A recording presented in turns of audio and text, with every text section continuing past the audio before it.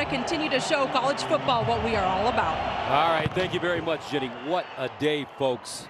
Perfect football weather. 79 degrees. Last week we were in the mountains. This week we're in the mountains again. Last week we were at Penn State. Now that brings on Jake Retzlaff. And I tell you what, here's a young man that went the junior college route. Now the starting quarterback with this BYU team. He's shown some grit. He's got a dual threat capability. He's also got a brand new center today. Starting his first game at center is Bruce Mitchell. And this is a guy that's only played 2 games on the offensive line in his career. It's something they're worried about. The snap, the cadence, all of it. On first down, play action. Retzlaff steps up in the pocket, lets it go, incomplete. He had some pressure on that backside. So offensively for the Cougars, what do they want to do today? Well, we've got to figure out this offensive line. It starts with Bruce Mitchell at the center position. Austin Leusa, he's going to move in at right guard. They've got to figure out if they can protect the passer here early and potentially run the ball. And they do get Gus L.J. Martin back in the backfield. He would have been their normal starter, but they've had to go by committee up to this point. L.J. Martin back in the lineup. He's their best back, and they've got to establish that run game. Went out after the first game of the season, hasn't played since with an ankle injury. And they'll complete it near side. That's Chase Roberts. Roberts will get upfield. He's a first down machine. Gains 12. Gus, this Arizona defense, they've been decent. I think their front is their best part of their defense. Trey Smith is the guy that really leads them up front. He's a transfer from San Jose State, an excellent player up front. Jacob Manu, this is the guy that is a tackle machine at the second level and the heartbeat of the team. They do have 2 safeties out. Gunnar Maldonado and Traden Stukes are out in this game. So you'll see Genesis Smith, number 12. He gets the start. It'll be something to watch for, these safeties in the middle of the field for Arizona. Genesis Smith is a ball player, folks. He says he's a chess piece. You can put him anywhere on the board underneath. That's a completion. Close to another first down by guess who? Chase Roberts. Coming into this game, 18 of his 21 catches have been for first downs. Make that 19 of 23 now. Well, and that's that big frame. Chase Roberts, Gus, is 6'4", 210 pounds, and you know that Jake Retzlaff is comfortable throwing it to number 2. This is a guy that has 21 catches coming into this game, but as you mentioned, he's a first down machine for him, and this one just shy, and they'll be, second down here. Opening series for the Cougars, 2nd down and 1 at the 46. Retzlaff, he'll run it. Here's the option. They pitch it, and it's Ropati. Gets up the sideline. He'll get into Arizona territory with the 5-yard gain. Jacob Manu with the tackle. Let's look at the Geico Get More game plan, sponsored by Geico. Get more with Geico. You look at these 2 teams, and for BYU, I think they need to run into the passing game. I think Jake Retzlaff is best when he's in play action pass. That's what the stats bear out. That's when he's most effective. For Arizona, they got to make it count in these drives. This team in their last game against Texas Tech, they marched up and down the field and really squandered those possessions in the red zone. Only one of their 4 possessions in the red zone did they score touchdowns. They've got to make those series count today if they're able to move the ball. Had to really adjust last year. Got off to a good start, but then at the end, Coach Sataki's team lost their last 5 games, and that's one of the reasons that many of these veteran players came back. They're looking for targeting on this, so take a look. So here's that tackle. That's Jacob Manu. And that would be bad. That would be terrible. Like I said, referencing the defense, he's not just the key to this defense. He's the heartbeat of the team. He's the quarterback of this defense in particular. And Gus, what they're looking at, that looks like a clear targeting to me. Well, I hope it's not. Rapati is not defenseless, so this has to be crown of the helmet. It has to be the 6 inches right on top of the helmet that they're looking at. Mikey Rulebooks, our rules analyst, joins us. Mike, what do you see? I would agree, and I say a good job by replay stopping this, because what you're looking for, as Joel said, this is not a defenseless player, so it's got to be that 6-inch radius right on the top. When he's making the contact, watch, is the head down. Here comes the call, Mike. Hold on. After review, personal foul, targeting number 5 of the defense. 15-yard penalty, automatic first down. Number 5 is disqualified for the remainder of the game. That's just brutal. It's terrible. It's just such a. How come that can't be interpreted? Well, listen, it's just too officious.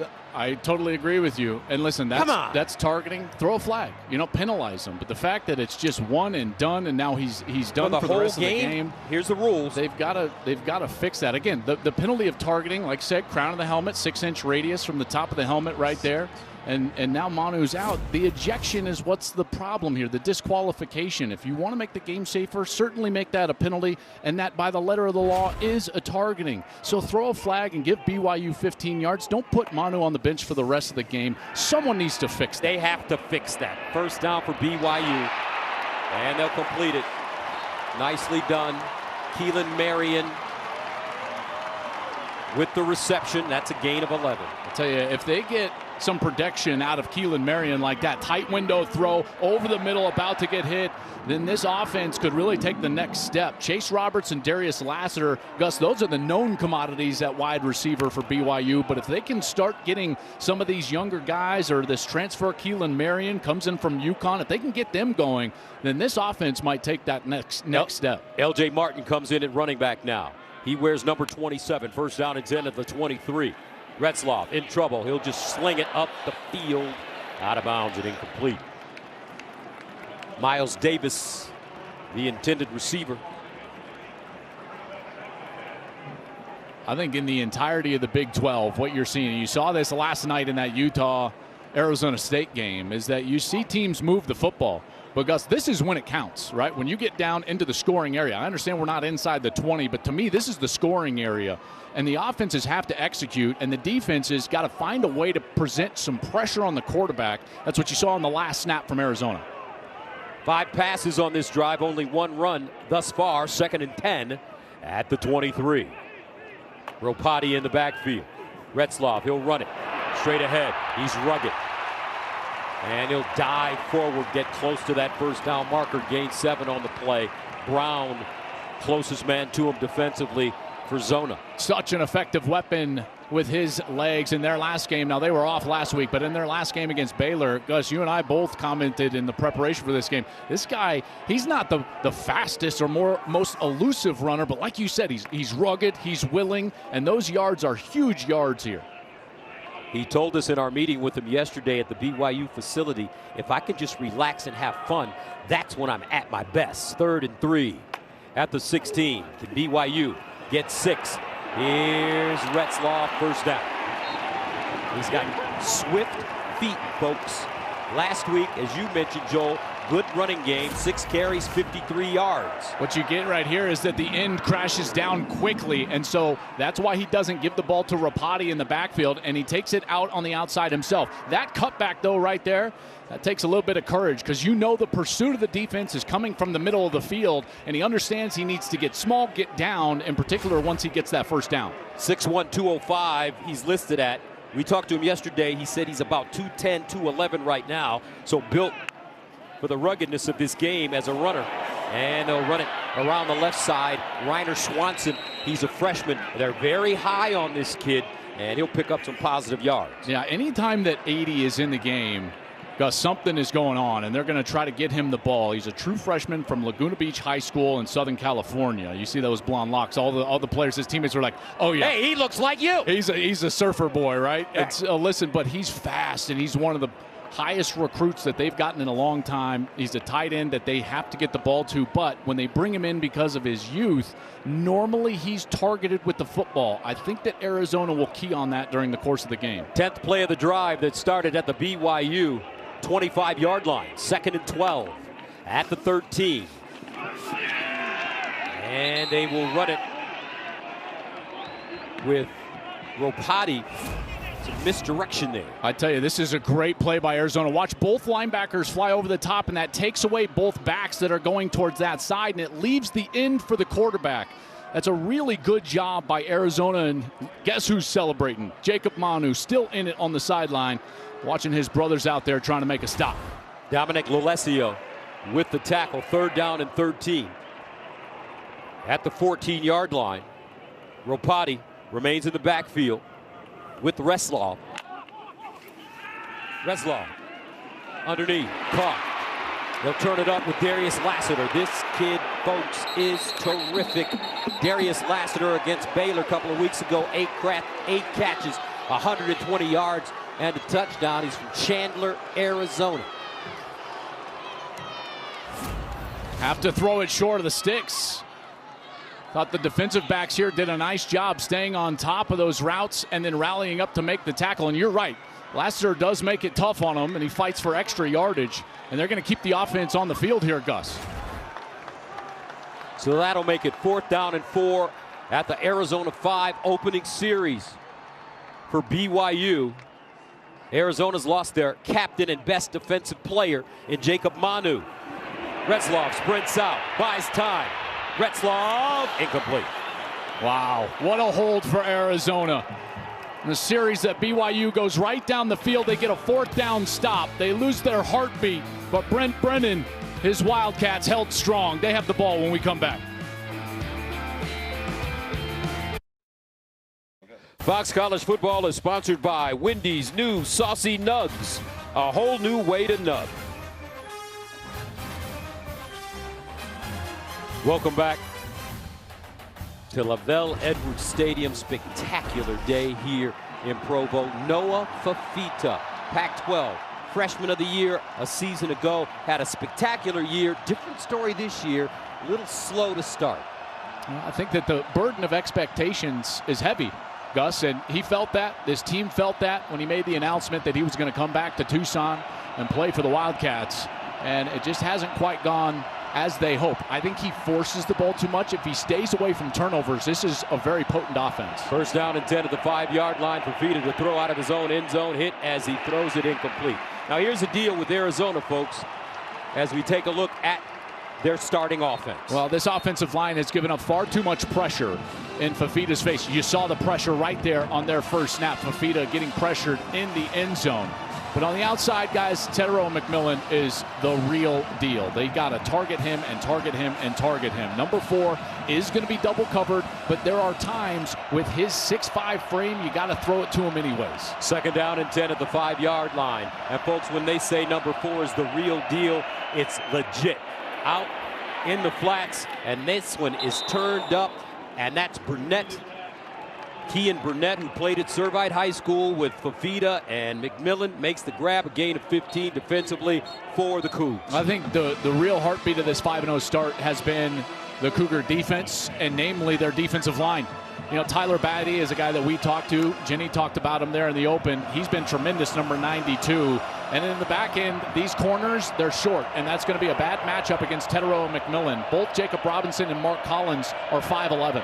1st down and 10 at the 20-yard line. Quali Connolly comes in the game. They'll give it to him. He runs straight ahead. Power running. He'll pick up a 1st down and even more. Here's a man that had 14 carries, 97 yards, touchdown, 7 catches, 39 yards in his last game. He'll gain 13. Yeah, the statistics wouldn't say that they're a great running team, but I'm telling you, it's more effective on film than you think.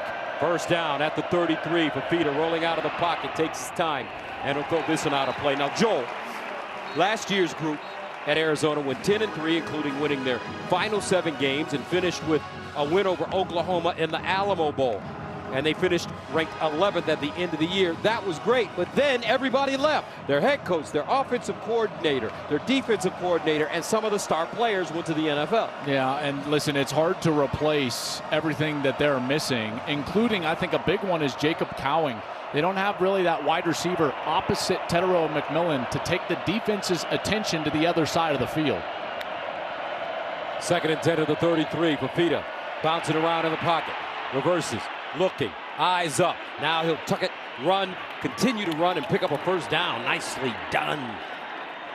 Noah Fafita, 1st down. Zona.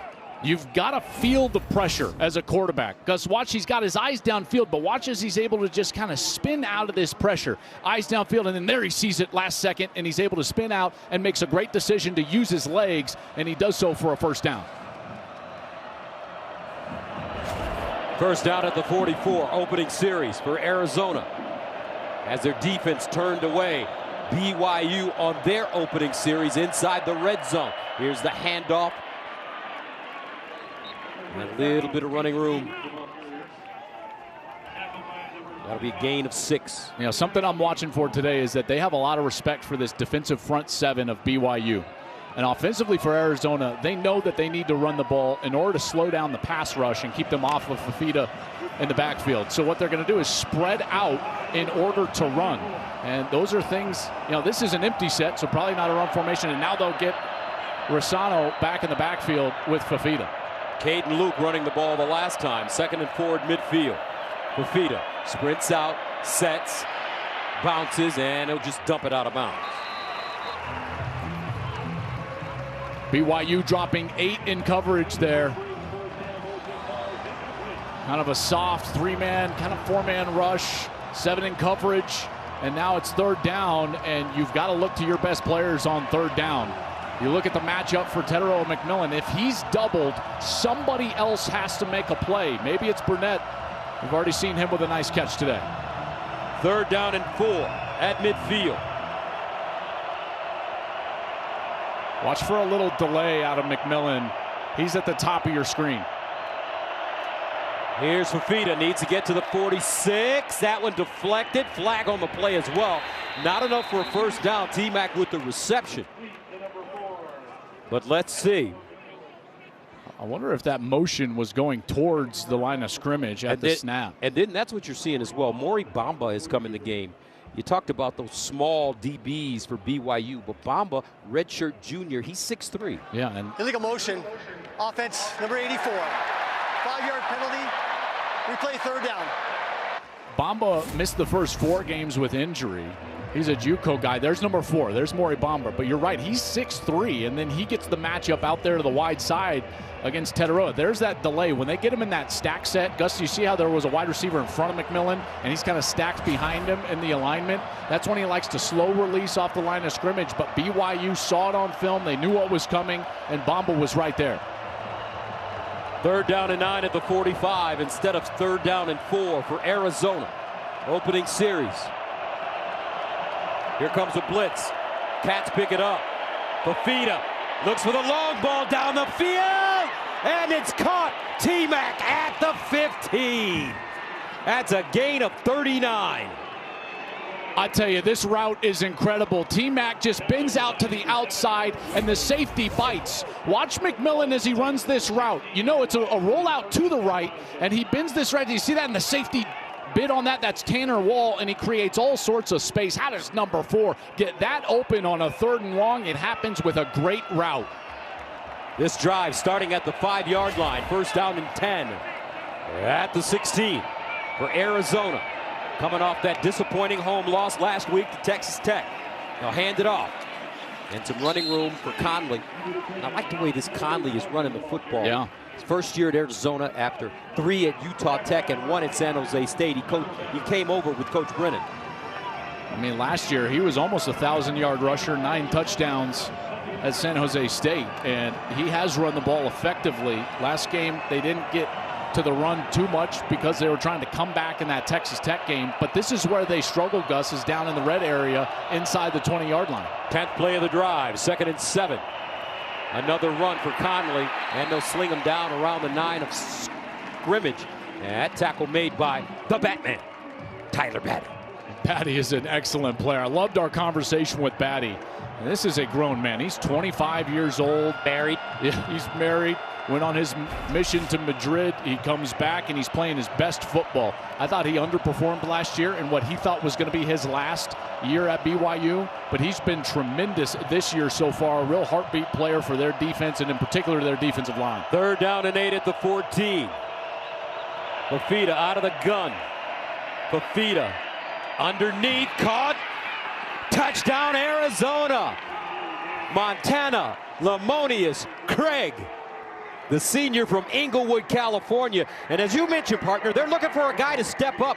This needs to be the man. And you know why they need that? Is because all the attention is going to be on Teteroa McMillan. There's 1 BYU Cougar, 2 and 3 that are all going to take McMillan. Watch this. And then what do you get? An open drag route underneath. There's the BYU defense focusing on number 4, and rightly so. Someone's got to step up. There's Lamonius Craig for a touchdown. Arizona struggling in the red zone.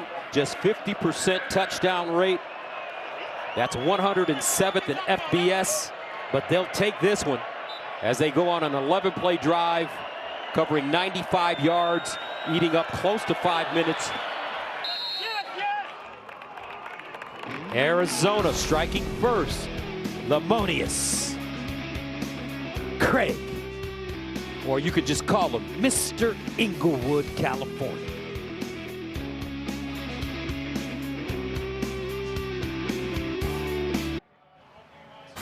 Play today's Fox Super 6 free-to-play game. Download the Fox Sports app right now and enter for free for a chance to win your share of $5,000 in weekly cash prizes. Montana Lamonius Craig with a nice touchdown. He's from Inglewood, California. Inglewood High, folks. His team went 0-10 one year. Next year, when Lamonius got going, they went 12-1. They call him Mr. Inglewood there in Los Angeles. Big-time touchdown, 7-0. So Jake Retzlaff, number 12, back on offense with BYU when we return.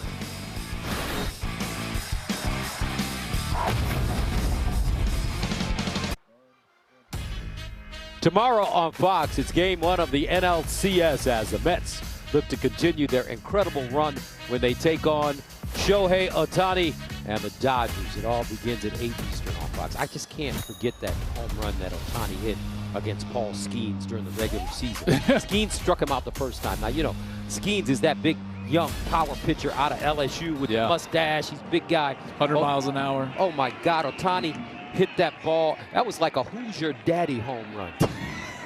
Okay, I know you got the big mustache. You got me the first time. You better have another pitch. Who's your daddy? Yeah, first down and 10 at the 25. And they'll run it. Nice hole. Potty with the run. Gus, I want to go back to that last series because, you know, they had something here. This is the 4th down play. Watch right here. They've got Darius Lasser open right there at the goal line. And Retzlaff goes over and he watches the play on the iPads, which are new this year, and he goes, oh. And that's when you know as a quarterback, like, you can't make mistakes in those types of situations. So now we've got 2 teams, Gus, here. Both of them have tripped down inside the red zone. One team executed, got a touchdown. The other team didn't. That's the difference in these games. 2nd down and 2 at the 33-yard line. They'll hand it off. This time, L.J. Martin with a crease. L.J. gets to the 40, a 6-yard gain. They're so happy to have him healthy and back. Well, and listen, if I was BYU, I would start stressing this front for Arizona, because without Jacob Manu, you're going to go with Kamua Kaiahua, number 18 at linebacker, and Kaiahua, is going to have the green dot. Now you're without Traden Stukes, Maldonado, and Jacob Manu. Those are the leaders on defense. Get downhill right into the middle of that course. See what they've got right now. Kamuela Kaiahua. We've been practicing these names, folks. I think we're going to do good today. First down and 10 at the 39. Now you done set the expectations way too high. I've jinxed us. Yeah, you have. First charge timeout. BYU. Back after this. I need more practice. Practice? I know you ain't talking about. Fox College Football is sponsored by Pacific Life, creating financial security for nearly 160 years. What a place, folks. Provo, Utah, just the state of Utah in general.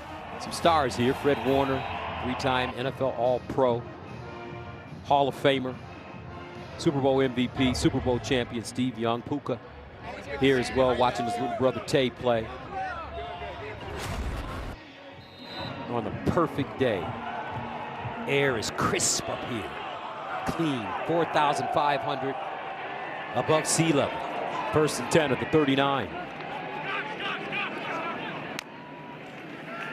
Retzlaff steps up on the move. Caught, no, incomplete. Looking for Lassiter, couldn't hold on. And boy, you know, Lassiter last week, and they thought this was out of character, and it certainly hadn't popped up before that on film, but he had a couple of drops against Baylor in their last game, and this one, he's got a shot at it, and it's, oh, that's just good defense. You know, that's not a drop. That's just really quality defense right there. I think that was Marquise Groves-Killebrew came in and just knocked it out. No, that's Emmanuel Carnley, excuse me, number 23. Second down and 10 at the 39. Retzlaff looking underneath. Nice check down. He finds his man with some running room. This time, L.J. Martin out of the backfield, and he will gain 7 on the play. L.J. Martin comes into this game and back into this lineup, and he's already been a factor, number 27 for BYU. But here on a third down, this is when you've got to get creative defensively and test that interior of the offensive line. Remember, Bruce Mitchell starting his first game at center, number 63. Doing pretty well so far. He is, but, he hasn't been tested. As soon as Arizona figures this out, I would start sending some pressure his way. Third down and 3 at the 46. Ropati in the backfield. Roberts the motion man. He'll come the other way. Retzlaff. First down. Lassiter with the spin, and he'll get down at the 40. Darius Lassiter. Last time out, he tied that career high with the 8 catches. I love this. When they bring the motion, they're just going to bring it right in front of the face of the defender that's on Lassiter. And what does he have to do? Just bail a little bit. All you need is a little bit of a space on a third and short, and you can get it to Lassiter, and he turns it up the rail and gains some positive yards there. It's a nice design for BYU. Transfer from Eastern Michigan last year, catching 40 balls there in 2022. Gains 12. First and 10. BYU having no problems moving the ball. But can they pay it off when they get into the red zone? They'll pitch it. Cutting it inside, Ropati. Ropati picks up 2. Stanley Taufa'u with the tackle. Yeah, Taufa'u is a guy number 47. He's a transfer from USC. And Gus, they need him to step up in a big way. 275 pounds. He's going to be leaned upon without Jacob Manu. Takes us to the end of the first quarter. Arizona feeling good about themselves, up 7-0, but BYU driving. Second quarter coming up from Provo after this. Fox College Football is sponsored by Geico. Get more with Geico. Lavelle Edwards Stadium, 7-0 Arizona. However, BYU with the football driving. They were turned away, turned it over on downs on their first series inside the red zone. But now, Jake Retzlaff from Corona, California, the Inland Empire, which is Southern California, trying to continue to lead the way, facing a second down and 9 at the 41. L.J. Martin, the single setback. Retzlaff bouncing, checks it down. Martin with the reception, gets to the sideline and out of bounds. Nice gain. Dacario Davis, who's a terrific player, NFL player, knocks him out of play, gain of 6. Yeah, nice job here, because watch everyone drop out of this, and you're not going to have anywhere to go downfield with the ball. So Retzlaff looks, and then boom, gets to the check down, drops down. That's his shortstop background, Gus. You see him drop down almost like he's turning a double play. He's played shortstop, middle infield. He's got that type of arm angle that he can go down low, and he gets a completion and a short yardage opportunity. Kinesiology major here at BYU, so he's studying nutrition. Gave us some good cues on supplements yesterday. Retzlaff, short throw, almost intercepted. Dacario Davis almost had one as he smiles. Just couldn't hold on. Yeah, Fakahuna, that one just kind of went right up off of his shoulder right here. And generally, tips and overthrows, they wind up in the hands of the defense. And Dacario Davis, it was right there for him. And then he just cannot secure it. My goodness, and on a third down, that would have been a huge play. But here, BYU again, second time this game, they're going for it on fourth down. Fourth down and 3 at the 35.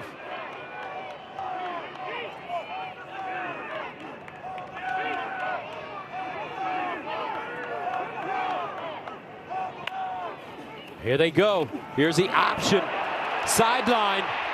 Enough for the first down and more. L.J. Martin will gain 15 on 4th and 3. This is a great job because this is the pitch player. He's the middle linebacker. So as soon as you can get this running back outside, there's no one there for him. They block him with the tackle, that middle linebacker, and then it's an easy first down. Nice shot by Retzlaff. That end's got to come upfield. That's Trey Smith. He pitches it off of Trey Smith, and it's an easy run right there for the first. It will make it first down and 10 at the 20. 10th play coming up, which started at the BYU 25. Retzlaff in the corner. Caught! Touchdown! Cougars! Chase Roberts. No, make that Parker Kingston.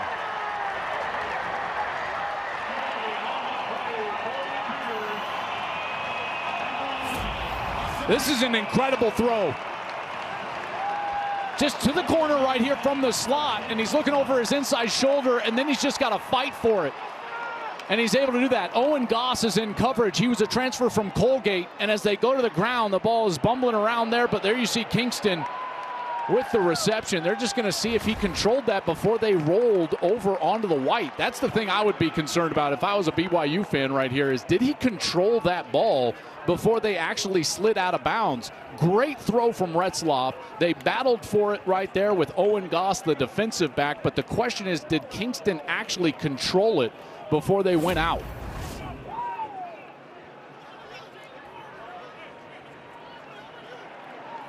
Looks like he had it to me, Parker. That's it right there. Yeah, I agree. No, right there. I think you're right, Gus. That was control when he was on his back, yeah? And that's the confirmation from replay there, and they'll kick the extra point.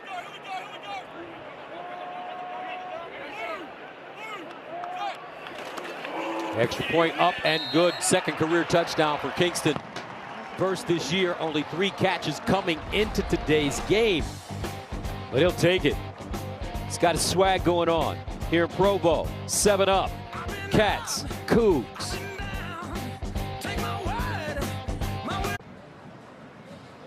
Families affected by Hurricane Milton and Helene urgently need your support. Help the American Red Cross provide meals and shelter to people when they need it most. Donate today to Hurricane Milton and Helena by going to redcross.org or calling 1-800-RED-CROSS.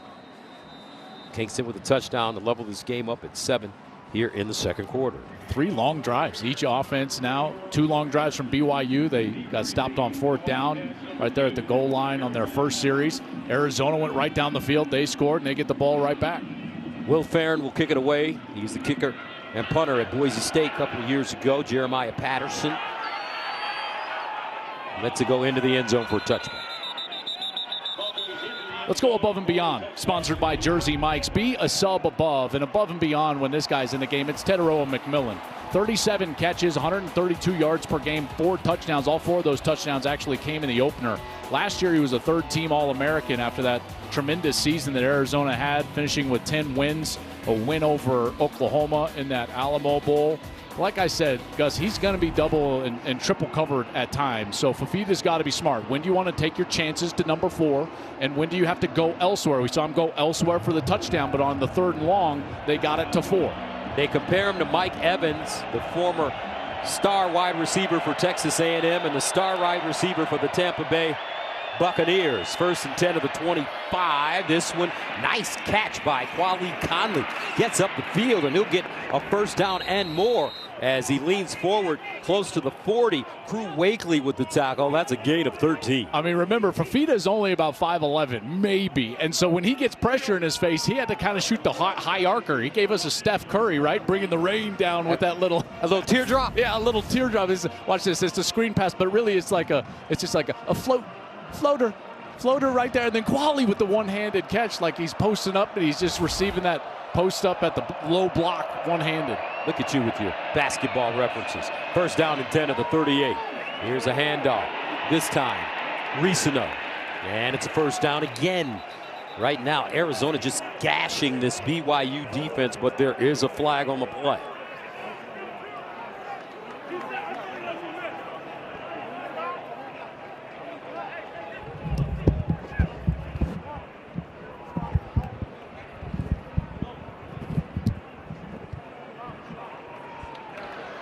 Holding offense, number 59.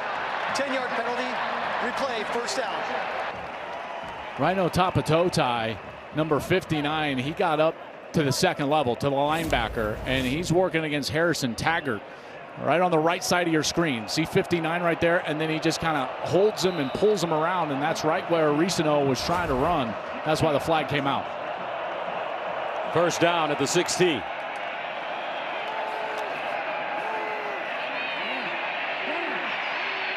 Fafita caught, sideline, Nice throw. Romello Murphy found a soft spot.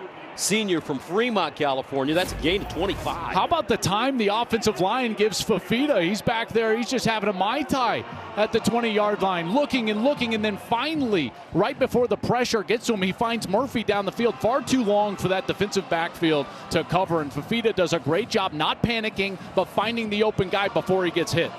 Can I have a Mai Tai as well? He's having a Mai Tai. He like Mai Tais. I was like, cup of coffee? Are we doing coffee? I don't know. All right, after the game. First down and 10 at the 43.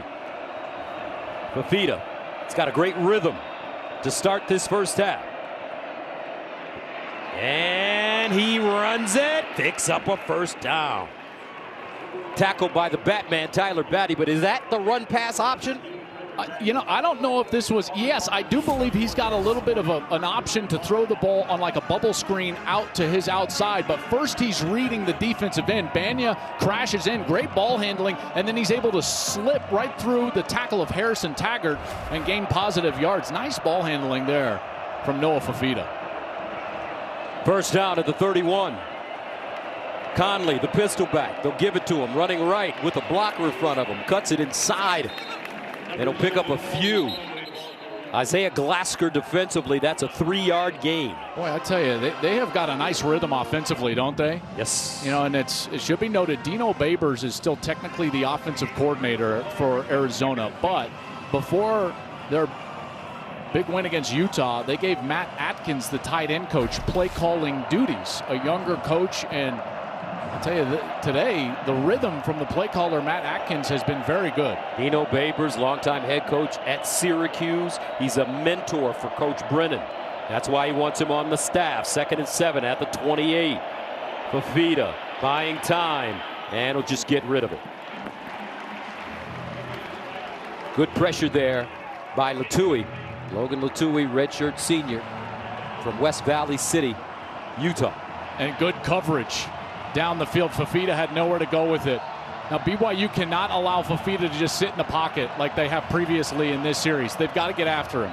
Number 92, Tyler Batty. He's 6'5", 275. We've called his number a few times. He's got to get after it on a play like this, and he's got to make number 11 feel his presence in the pocket. 3rd down, 7 at the 28.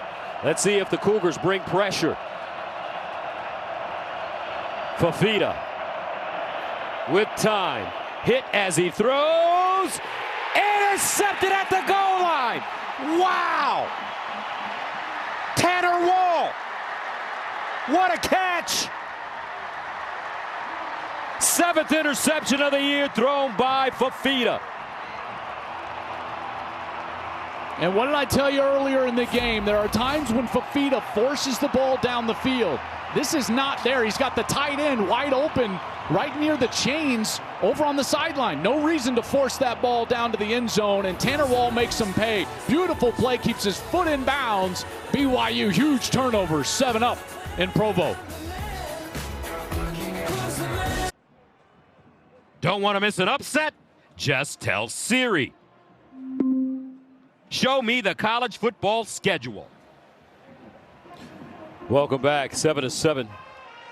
BYU with that interception to get the football back, 10-10 to play. Wall, I love the way this team competes. You don't have a lot of stars, but you have guys that are gritty, they play hard, and they play together.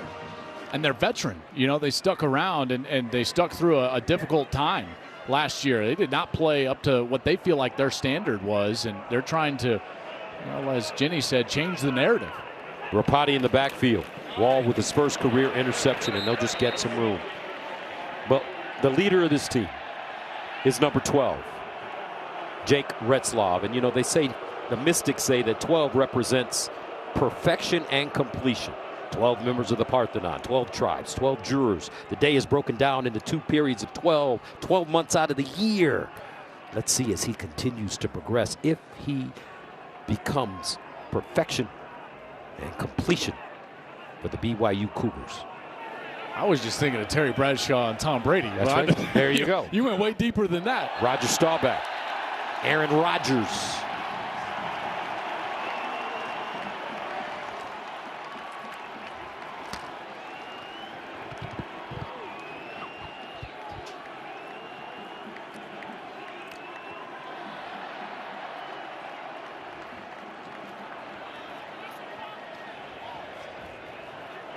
Mike McCabe, your referee. Offside. Defense in the neutral zone, causing a reaction from the offense. 5-yard penalty. Still second down.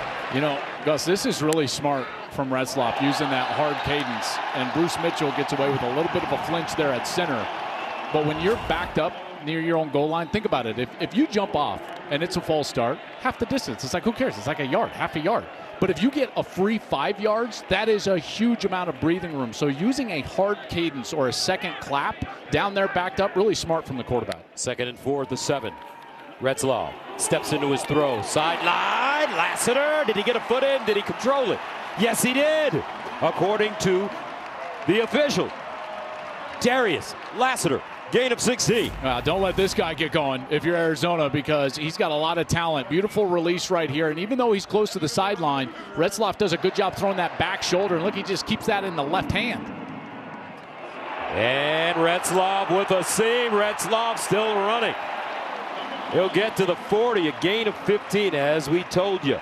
He is a willing and serviceable runner. Yeah, he really is. And, you know, this BYU team is going to be able to move the football. Remember, all of the reliable middle-of-the-field players are out for Arizona. Jacob Manu was ejected for targeting earlier. Stukes is out. Maldonado is out. Retzlaff guns this one over the middle and caught. Another great throw. Keanu Hill this time. The tight end gained 16. So, the last 3 plays, gains of 16. 15 and 16 for BYU. Inside Arizona territory now. Ropati, nothing. Well defended. Ta'ufu'u with the tackle in the middle, the redshirt senior. And now Aaron Roderick. He's the offensive coordinator for this BYU team. And he's a guy that can get creative. We've seen them establish a bit of a rhythm here. Even after they failed on that first 4th down, they come back, they get a 4th down conversion on the last series, punching in for 6, and here on the move.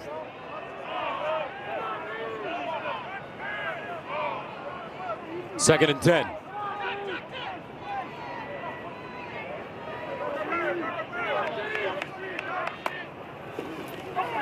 Retzlaff runs the option. Here's the pitch near side. Ropati up the sideline, down the sideline.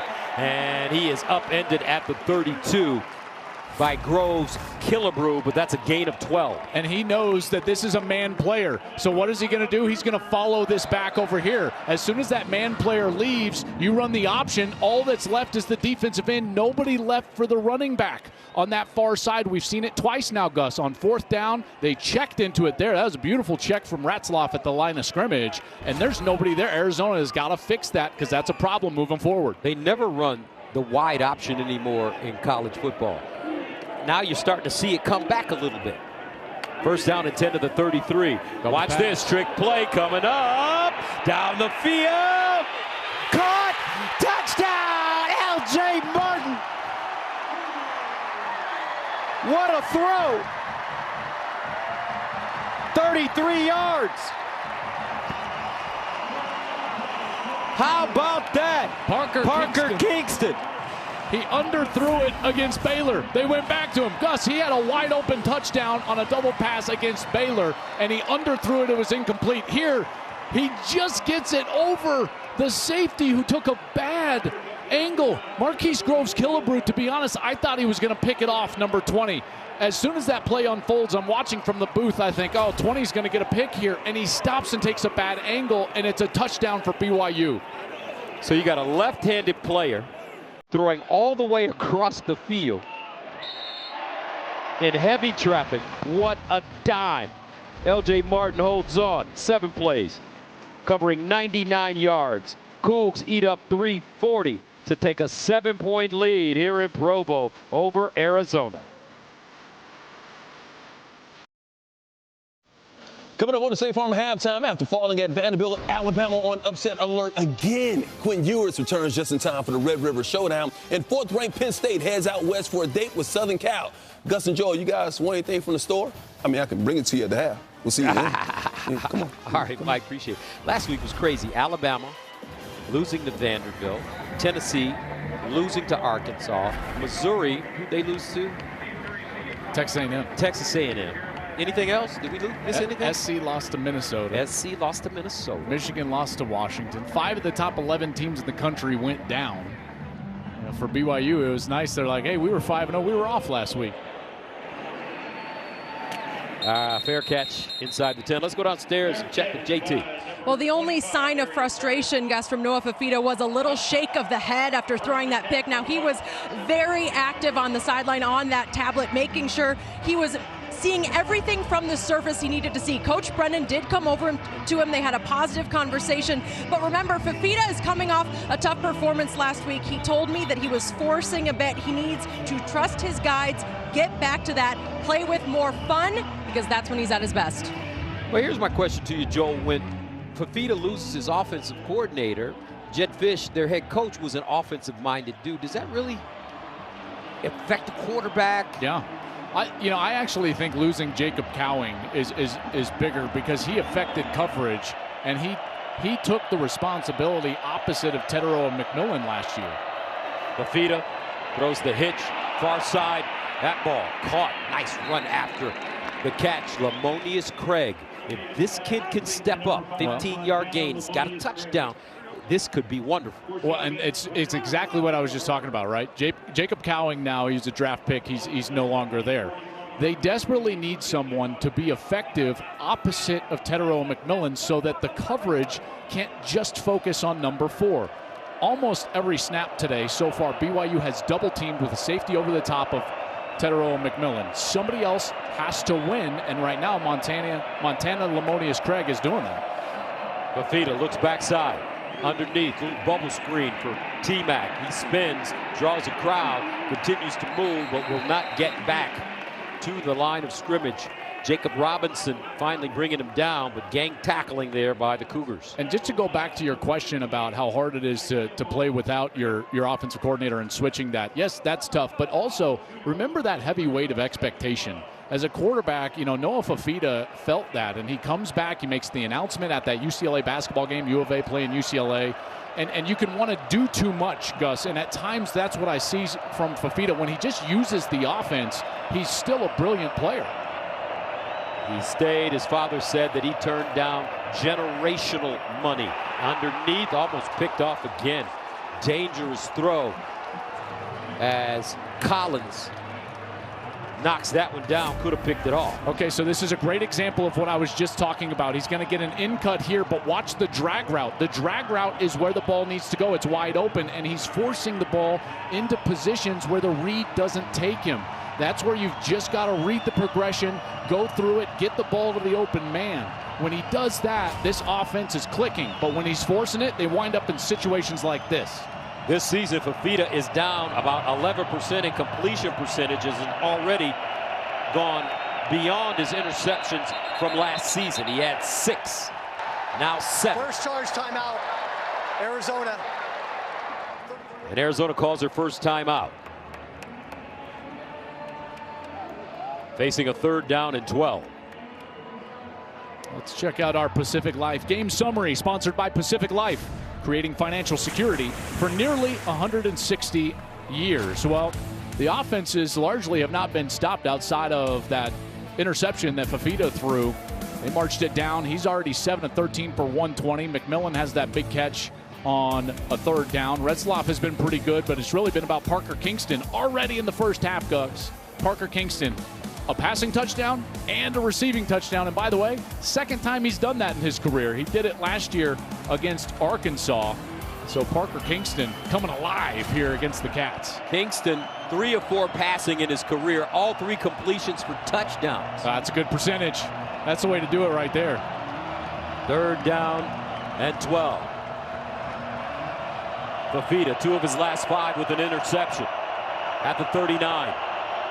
Here comes the pressure. Fifita got it away and caught on the sideline. T-Mac.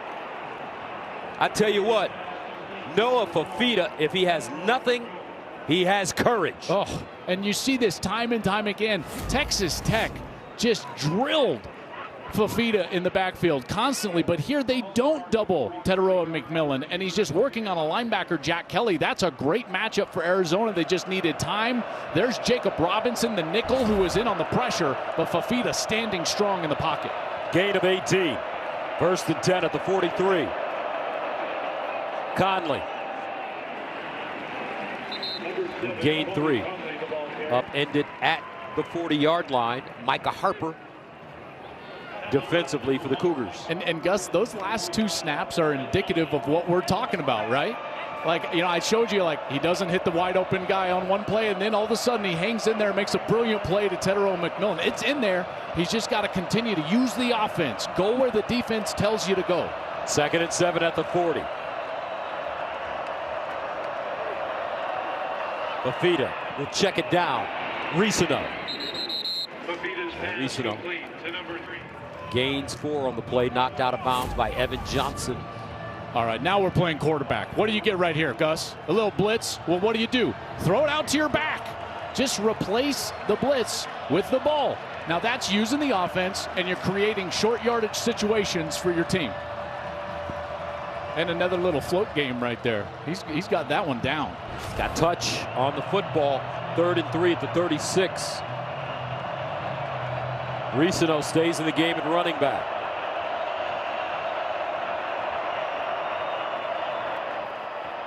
And they'll give it left. Risano, first down. Boy, that was a nice little play design from Arizona. He wrapped all the way around the quarterback, Fafita, as Risano started left of him, wraps all the way around, and then goes all the way back to the left side of the offense. Watch this. See, he gets over there. It's like a counter play. They pull the guard. They've got the fullback leading, and they're able to move the chains. Risano, Ole Miss transfer from New Caney, Texas. 6 feet, 215 pounds. 1st and 10 at the 33. Risano again with space, running, spinning, a whirling dervish. He'll get close to that first down. He'll gain 9 yards. Johnson again defensively. All right, well, here we go. Gus, what have we seen all day? Move the ball. Now it's about execution. Now it's Fafita's turn, and this Arizona offense's turn. You got to execute once you get down into the scoring area. Kalani Sitake knows that. These games in the Big 12 are going to be close, and you've got to execute when you get in these situations, in particular as we get down close to the 2-minute timeout. We have had touchdown drives of 99, 95, and 75 yards in this game. No punts. Risano looks like he will not get the first down this time. And that takes us to the 2-minute timeout. 14-7 BYU. Arizona driving.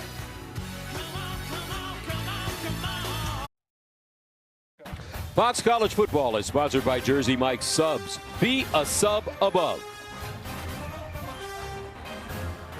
14-7 BYU. Keep cool down there. A little warm. Unseasonably warm. Did you see that guy prepare to do that? The big deep breath. All right. Oh my goodness. I'm sorry. I couldn't handle that. I understand. As Arizona gets close to the red zone, they've struggled this year. As we mentioned, 50% touchdown rate. Even worse for this matchup. BYU's red zone defense has been really good this year. 21st in the country. 46%. 3rd down and 1 at the 24. Quali Conley checks back into the game at running back. Now he lines up as a receiver. Fafita throws that way. And incomplete, or is it? Incomplete it is. Cam Olsen, the target. Fully expect them to keep their offense on the field here, just out of the reach of Olsen as he's trying to stay in bounds. Would have had that left foot out of bounds anyways. And now Arizona with a 4th down chance.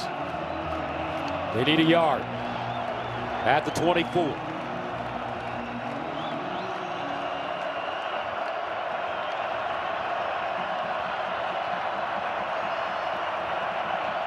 Here comes a blitz.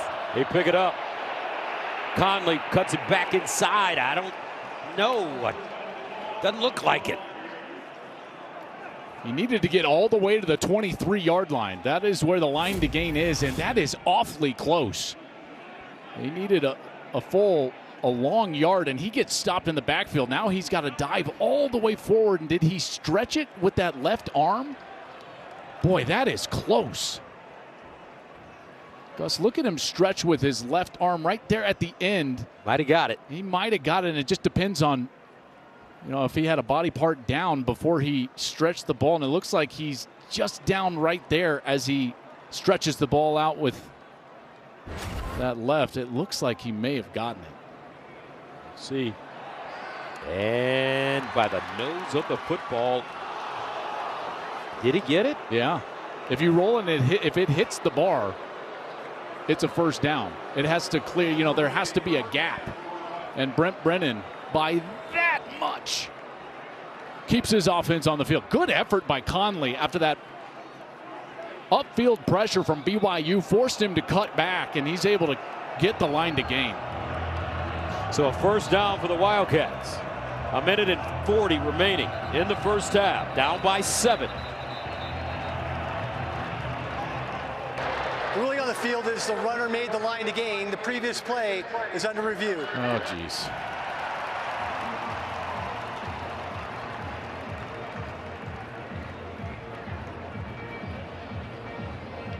Brought in an extra offensive lineman. Arizona did, trying to run that ball. Quali Conley has run it pretty effectively for them today, but sure looked like, Gus, by the looks that we had, it looked like he stretched for that line to gain. Mikey Rulebooks joins us. Mike, what do you think?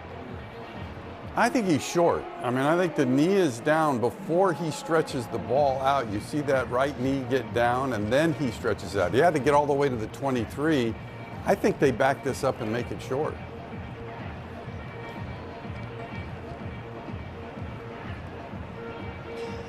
Hard to tell. Ruling on the field is that he did reach the line to gain. Yeah, I just don't know if that's clear. Clear and evident right there. Even by that look down the line. Because of the way the shadows were, I don't know exactly where his knee is down, Definitively, I guess. And if we go back to what replay is supposed to be, it's supposed to be definitive. You're not trying to re-officiate this play on the ground. Like, is he down there? Is it floating? I don't know. Give me ocular proof of LSU.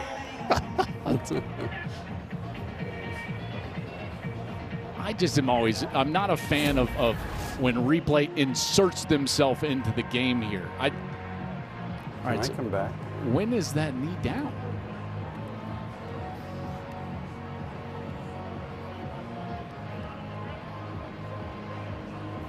All right, so this will be timed up together using the Hawkeye system. That's the technology that they use. So when is the knee down? The knee would be down right there. And Mike, I guess if you're pairing those together and you're saying the Hawkeye system says those are synced, then that's the look that you could use to be conclusive. And then that would be the evidence that the ball was maybe about 6 inches short of that 23-yard line. Yeah, and I'm with you. I agree. You don't want to over-officiate the play, but if you get the objective look, so if there is a knee down, and who knows what they're going to rule here, but again, they after stopped review, it was confirmed the runner was short of the line to gain. The ball will be placed at the 23.5-yard line.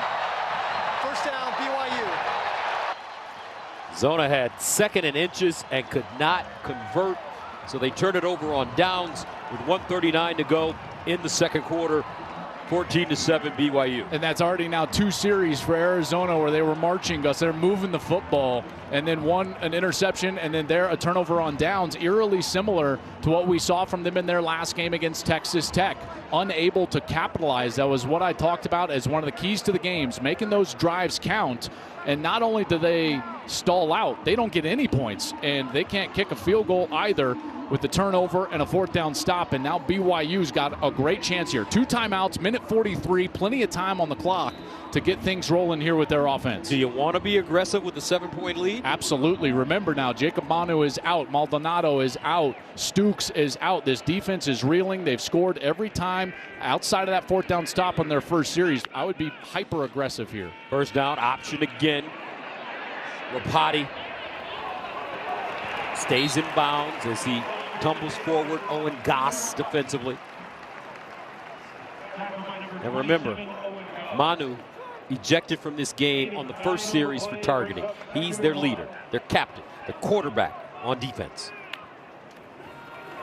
Retzlaff steps into his throw, has a first down, and a little bit more as they move it up the field. That's Hill, the tight end, with the reception. And they've just got plenty of time with the clock stopping after first downs like you just saw. Naddle roll. They've got the 2 timeouts. They've also got a kicker with a big leg. Will Farron, the transfer from Boise, saw him before the game kicking it easily from about 55 almost up to 60.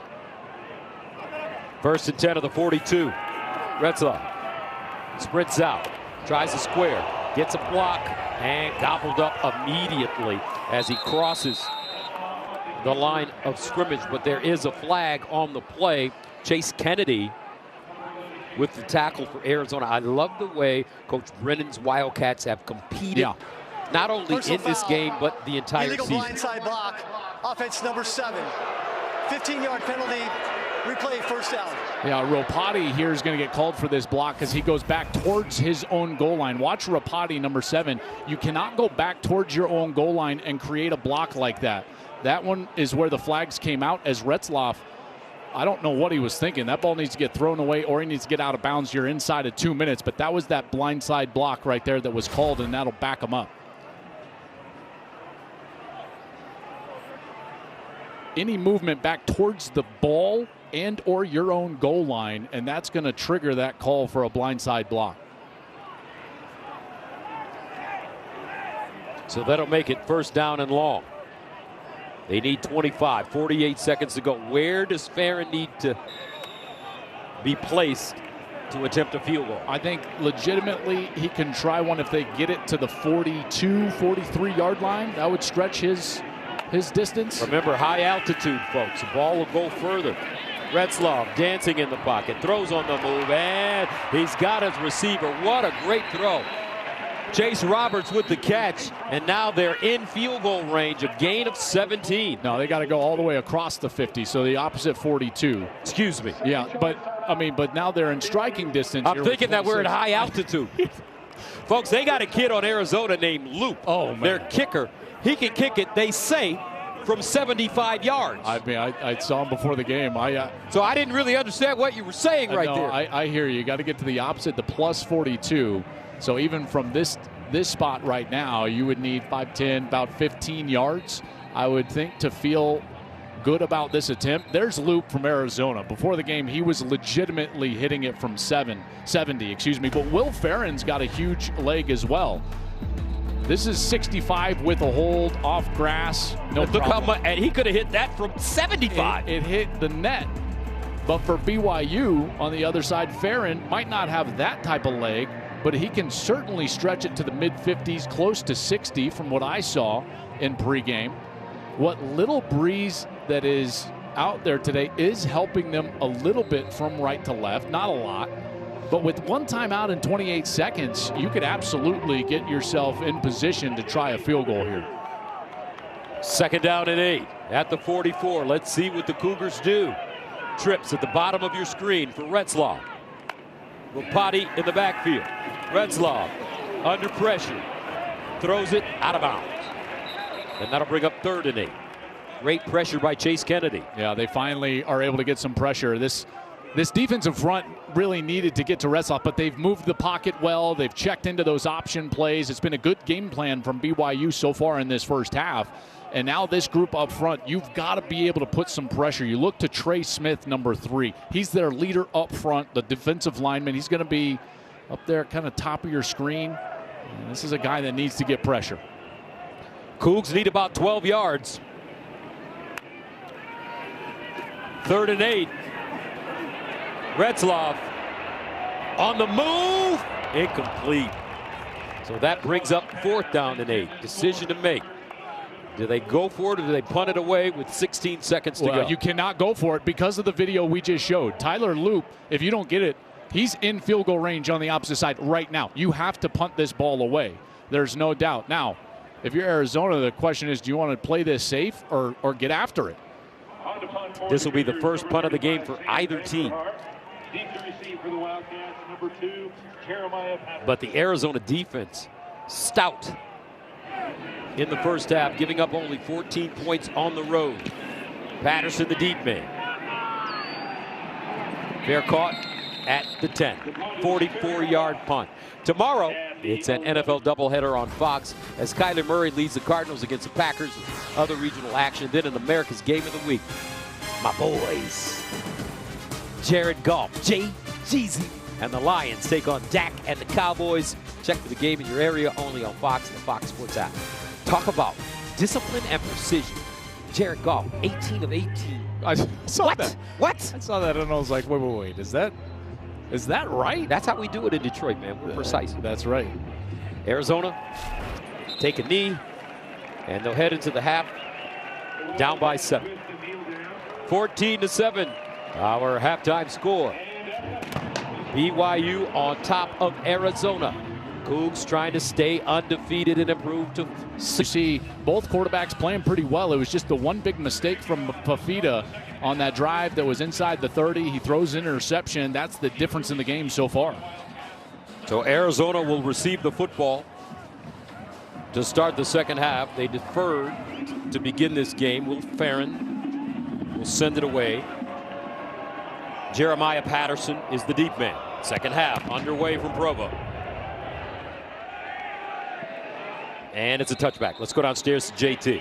Well, Gus, there was some great energy coming from Arizona's locker room just now. Coach Brennan telling me it is crucial for our offense to get some points on the board right now to stay in this thing. For defense, we've talked about their loss of their leader, Jacob Manu. He said it's that cliche in college football, next man up mentality. Who's going to make a play for us? Kalani Sitake said he was overall pleased with his group. There were some missed assignments on defense that they need to clean up. But his message, we got to keep playing. This is college football. We got a game here. It's 14-7. All right, Jenny, thank you very much. First down and 10 of the 25 for Coach Sitake. Celebrated his 49th birthday this week.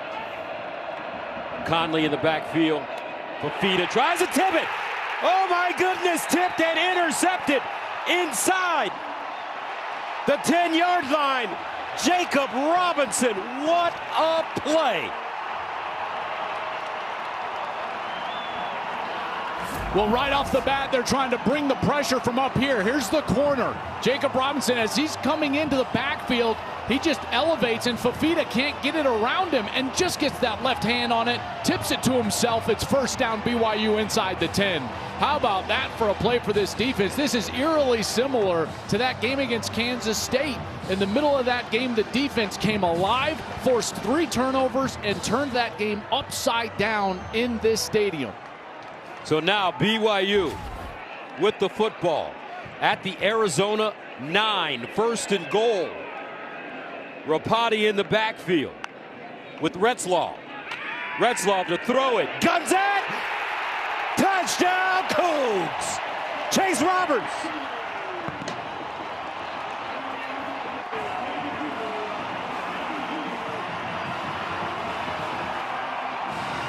Something special is brewing here in Provo. They do a great job here, and you're exactly right. Watch this run fake in the middle, and it's going to pull the safety over to the play side of the fake, and now he's got room to just find the slant over on that route side. Ball is behind him. Not a great throw, but it doesn't matter because of the play fake. Oh, and it was tipped. That's why it was behind him. You see that, partner? That was tipped at the line of scrimmage, and it still wound up in the hands of Chase Roberts for the touchdown. Extra point up and good. BYU capitalizing off the turnover. Retzlaff wasn't pretty, but effective. Cougars on top of the Wildcats, 21-7. Fox College Football is sponsored by Tostitos. Don't forget the chips and dips. This is the 5th season that BYU has started the year 5-0 since going undefeated and winning the national title in 1984.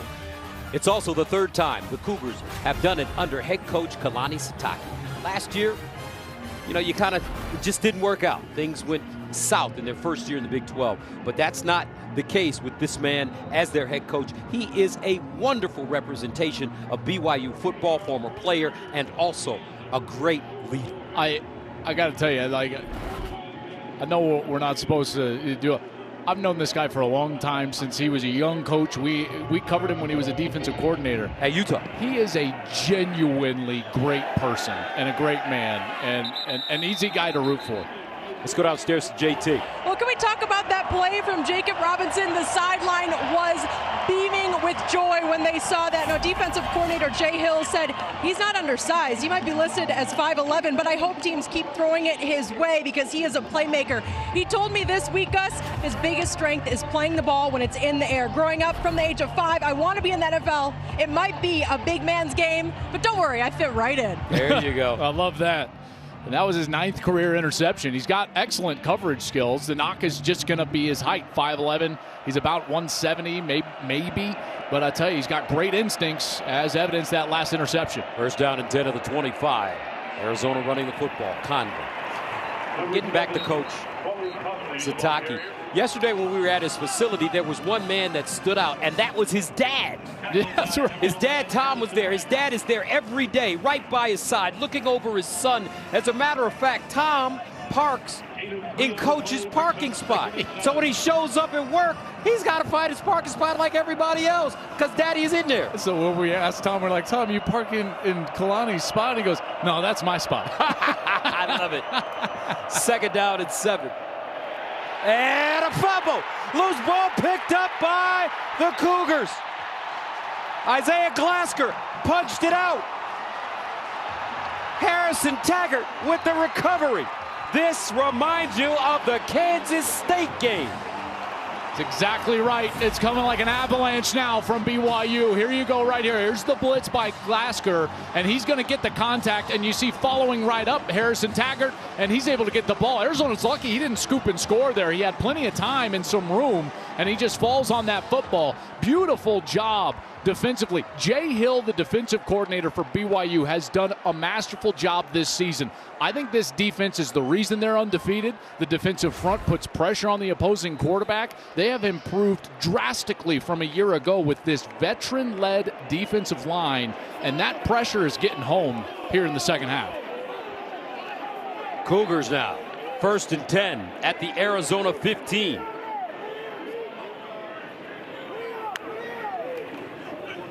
Retzlaff wants to run it, and he'll be lucky to get back to the line of scrimmage.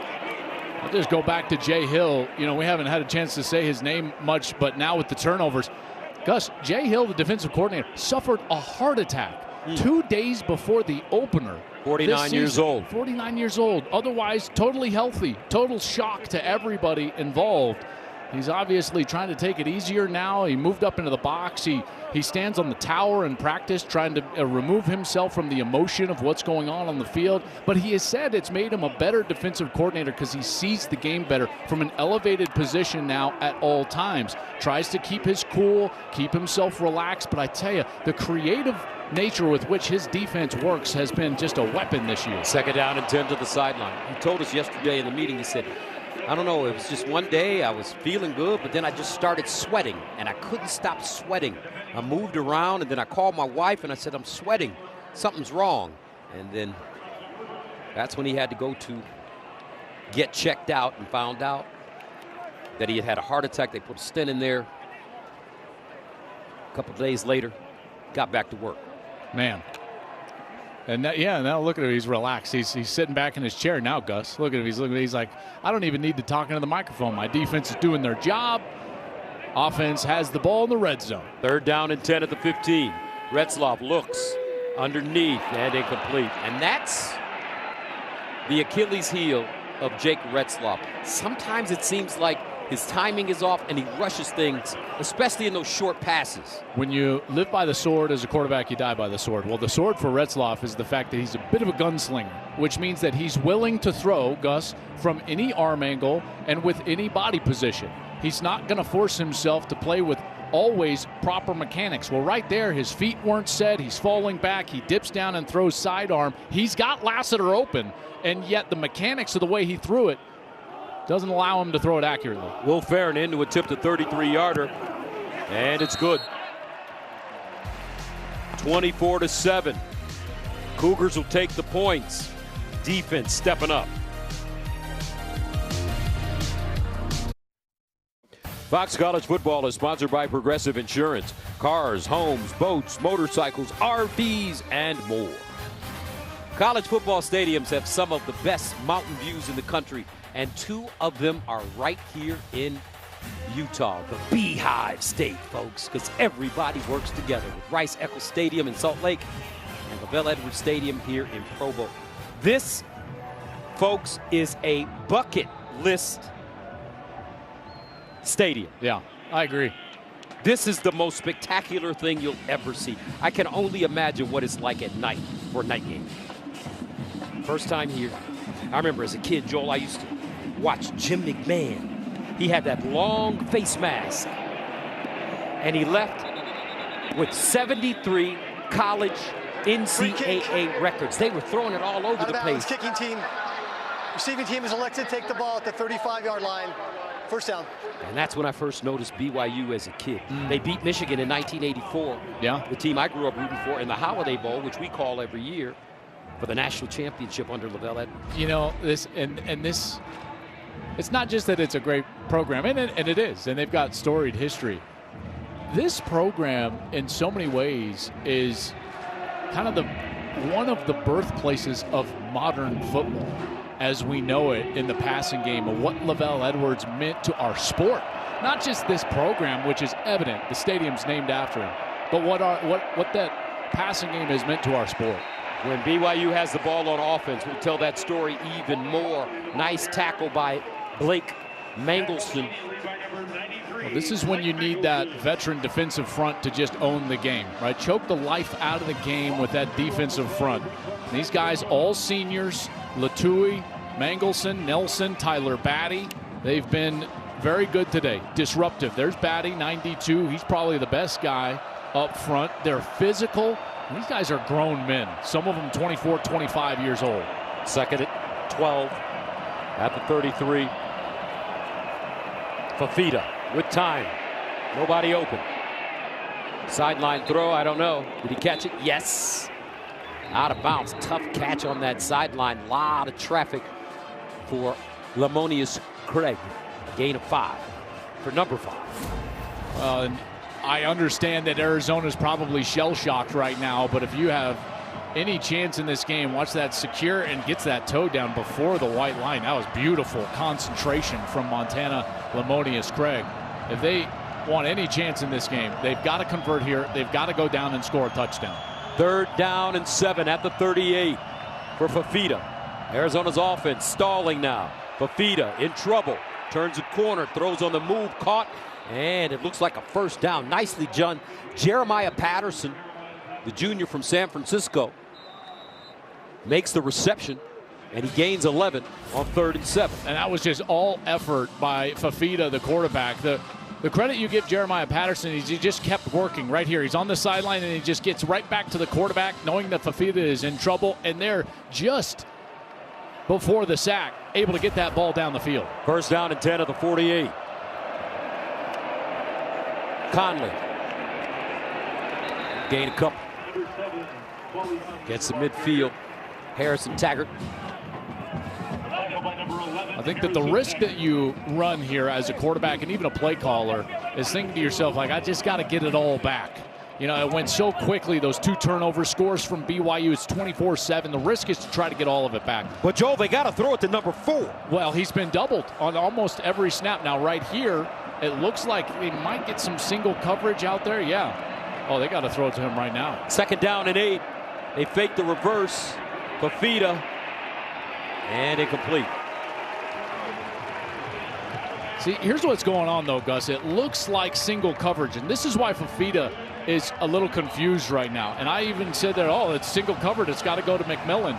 The problem is that every time that the safety, even if he's the lone safety in the middle of the field, he rolls over the top of the corner. So the corners can just get deep, and then there's a safety on that side as well.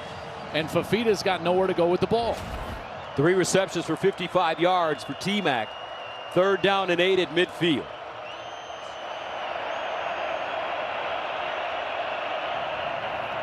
Fafita off his back foot, steps into his throw, and incomplete. That ball sailing high, intended for Burnett. Brings up 4th down and 8. Well, here's what you got. I just told you here you're going to have the free safety. Where's he going? He's going to go double onto the wide receiver. So what do you have? You have a one-on-one right here. The tight end has to win across the middle. Fafita steps up, gets away, and then the ball is just out too far in front. Good coverage and one-on-one coverage from Crew Wakely, and it's an incompletion.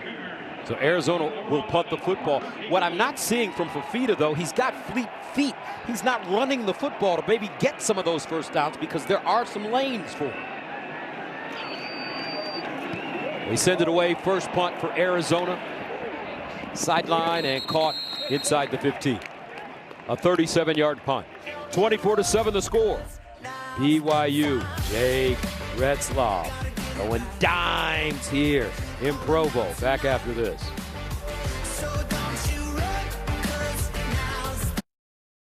Tomorrow on Fox NFL Kickoff, 8-time Pro Bowler Cam Jordan. Then on Fox NFL Sunday, Super Bowl champ Matthew Stafford is live in studio as we chat live with Jerry Jones in Dallas and run it back with Lions David Montgomery and Jameer Gibbs, plus Jelly Roll. It all starts at 11 Eastern. 24-7. BYU with the commanding lead over Arizona. The defense starting to step up, forcing turnovers. Now the Cougs, 1st and 10 of the 14. Retzlaff, and they'll just dump it. Now there's that play again. Remember when I told you?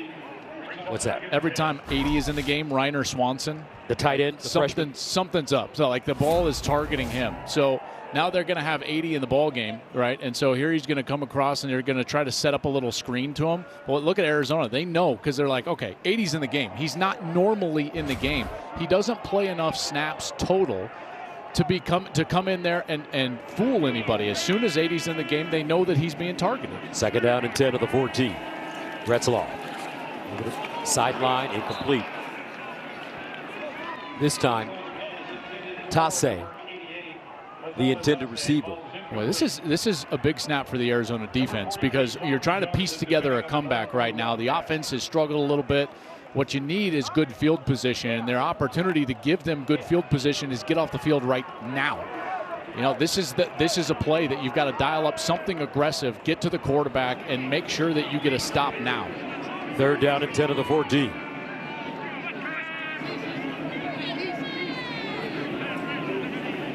Checking the play again. Watch out for that option. Remember, they were checking into that option earlier. How do you know all this stuff? They want to throw it, but they don't. It looked like it. L.J. Martin looked downfield as if he wanted to throw that football, but he didn't. I may be wrong. Lance Kennelly with the tackle. Yeah, they're trying to catch him in that man coverage again because they were losing the back in the first half in some of those critical downs, and they were able to run option, but they were doing that to the short side of the field, not the wide side of the field. The wide side of the field, that's where all the numbers were. Arizona was structurally ready for that play. Patterson, the deep man. Sam Vanderhaar, the Aussie kicker. Pit transfer, sends it away. Patterson, nice run. Patterson cuts it inside, and he'll go down at midfield. So Arizona will have great field position, a 49-yard punt and a 15-yard return. Alexander with the tackle. Who wants to win the Big 12 is the question. This was the preseason poll. You see 1 through 5, that's how teams were picked in the preseason. Current standings, totally different. We always knew that this was going to be a wild league, but remember. How about your Colorado Buffaloes? Hey, big game tonight. How about that? They got K-State tonight. That one's going to be huge. Obviously, BYU with a commanding lead. Texas Tech is playing well with their head coach, Joey McGuire. Matt Campbell's crew at Iowa State looks He's good. one of my favorite coaches, Matt Campbell. This league, man, I'm telling you, it's just a tough league. ASU with a big league. By the way, ASU was picked to finish dead last. Utah was picked to finish first in the conference, and last night ASU beats Utah in Tempe. 1st down and 10 at the 49. Retzlaff, incomplete. Now last week, or 2 weeks ago when they played Baylor, BYU scored a lot of points and their offense struggled in the second half. They had 31 points in the first half. They finished with only 34. So we know that if Arizona can keep this game close, they may be able to do something as it continues. 2nd and 10 at the 49. turn around and hand it off. Risano. Gain of 3, the Batman. This defensive front plays so hard. You know, I know that they talk to us about the effort that they play with, but you can just see it. It just pops off the field when you're watching at home. You see these guys diving, fighting, straining on every one of these plays. And now, again, an obvious passing situation. This is when Jay Hill has dialed up some sort of stunt, like a twist up front and or outright pressure to get after Noah Fifita. 3rd down and 7 at the 48. Connolly in the backfield. Fifita skipping back, checks it down. Conley crosses the line of scrimmage, keeps those legs churning. And he'll gain 5. So a decision needs to be made right now for Arizona. Yeah, I don't think it is a decision. I think you have to go for it here. And how about this effort? I tell you what, Conley at least makes this a more manageable 4th down with just sheer effort, just pulling 3, 4, 5, 6 BYU Cougars close to that line to gain. And now it's a much more manageable 4th down. Will Fifita use his legs when people are covered? There's a spy on him, and he's got to make that man miss. 4th down and 2 at the 43. Fifita steps into his throw and caught for 1st down. T-Mac. We talked about this earlier. When they get into these bunch sets, you're going to get a clear out, and then a delay route from McMillan. You see him just blocking right off the bat. Probably get away with that right there. You see them blocking off the line of scrimmage. That was Romello Murphy, and he gets away with all that contact as the ball is completed past the line of scrimmage, past the line to gain, and they're able to get McMillan open. 4 catches, 67 yards for T-Mac, averaging 17 yards a grab. 1st and 10 at the 31. They'll hand it off. Conley cuts it inside, almost slipped. Gain 2. Nice tackle by Bodie Schoonover. Well, last time out against Texas Tech, Arizona had 7 drives cross the 30-yard line, Gus. They only finished with 22 points. This is when they started to falter. Today, now, this is the 4th drive that they've crossed the 30-yard line of the BYU Cougars. They only have the 7 points. Brent Brennan knows they have to execute right now. 2nd and 8 at the 29.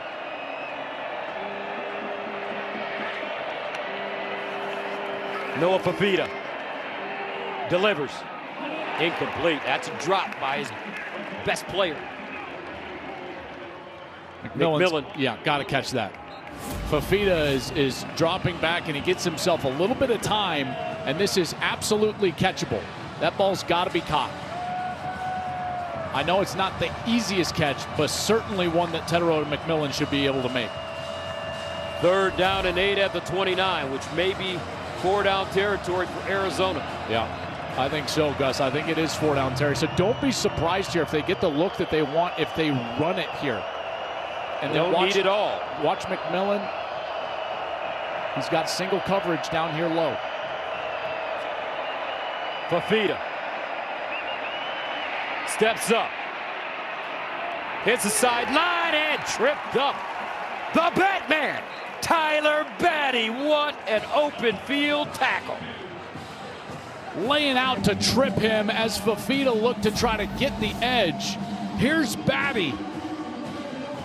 Comes from that Cowboy family, and he just gets the heels. It's like he's wrestling steers there, roping them up there from the heels, and Batty's swimming towards the sidelines as the defense gets off the field. That's right. Tyler Batty grew up, his dad a cowboy. 47-yard attempt for Tyler Lue. Boom. Listen to the ball come off this young man's foot, folks. There are 2 NFL players on the field today. T-Mac is one, and that young man, Tyler Lue, is the other. Arizona will take the 3, 24-10. Back after this. Tomorrow is an NFL doubleheader on Fox as Kyler Murray leads the Cardinals against the Packers for other regional action. Then in America's Game of the Week, Jared Goff and the Lions take on Dak and the Cowboys. Check for the game in your area, only on Fox and the Fox Sports app. Send this one deep into the end zone. Here's today's Aflac Trivia question, sponsored by Aflac. Get help with expenses. Health insurance doesn't cover with Aflac. Who was the last BYU quarterback to lead the team to a top 10 finish in the AP poll? You know that one? You know that one, don't you? I think. Who? You're looking at me with that. I think. I just swallowed the canary. I always just think of like recent events. Thinking. That's a good thing, as Socrates would say. I would say Steve Sarkisian. Really? That far back? Interesting. 1st and 10 at the 25. Get the answer right now as they run it. And it's Rapati. Terrific run inside the 40, a gain of 15. All right, let's answer it for you. Steve Sarkisian, 1996. I was about to say, some of those Deptford teams or anything like that, because none of the modern ones they've not finished in the top 10. But I remember Sark was a slinger, man. WAC Offensive Player of the Year, 2nd team All-American, had 4,000 passing yards, finished 14-1. And here's the deal, folks. Think about this. On this day, in this moment in time, the best team in the National Football League, back-to-back world champions, the Kansas City Chiefs, and the #1 team in college football, the Texas Longhorns, 5-0, both philosophically and spiritually are coached by this man, Lavelle Edwards. Andy Reid and Steve Sarkisian played for Lavelle. Well, and look at all the other guys too. Wow. I mean, it's just like, and this is what I was talking about in our, previously about so much of modern football has its roots here at BYU with Lavelle Edwards, Brian Billick, Mike Holmgren, all of these guys, and the birth of the modern sport as we know it with the passing game was really with Lavelle Edwards and in many ways, Bill Walsh, and those guys worked in tandem in a lot of ways. And then their coaching trees, that's what football is right now, Gus. I mean, even today, all these young coaches in the NFL. All the way down to Kyle Shanahan. That's right. LaFleur, you've got Sean McVay. I mean, all of these guys, right? Mike McDaniels. They have their roots in Kalani Sitake, all the way back to Lavelle, Bill Walsh, who worked together. It was so great. We were able to spend a little time with Steve Young, who was here and being celebrated as a College Football Hall of Famer for BYU. And we were able to talk to him and just listening to him talk about Bill Walsh and what Bill and Lavelle in many ways did for this sport was, it was inspiring, to be honest with you, to just sit there. I could have done it for hours. On 3rd and 3, incomplete for BYU. Take a look at this picture, folks.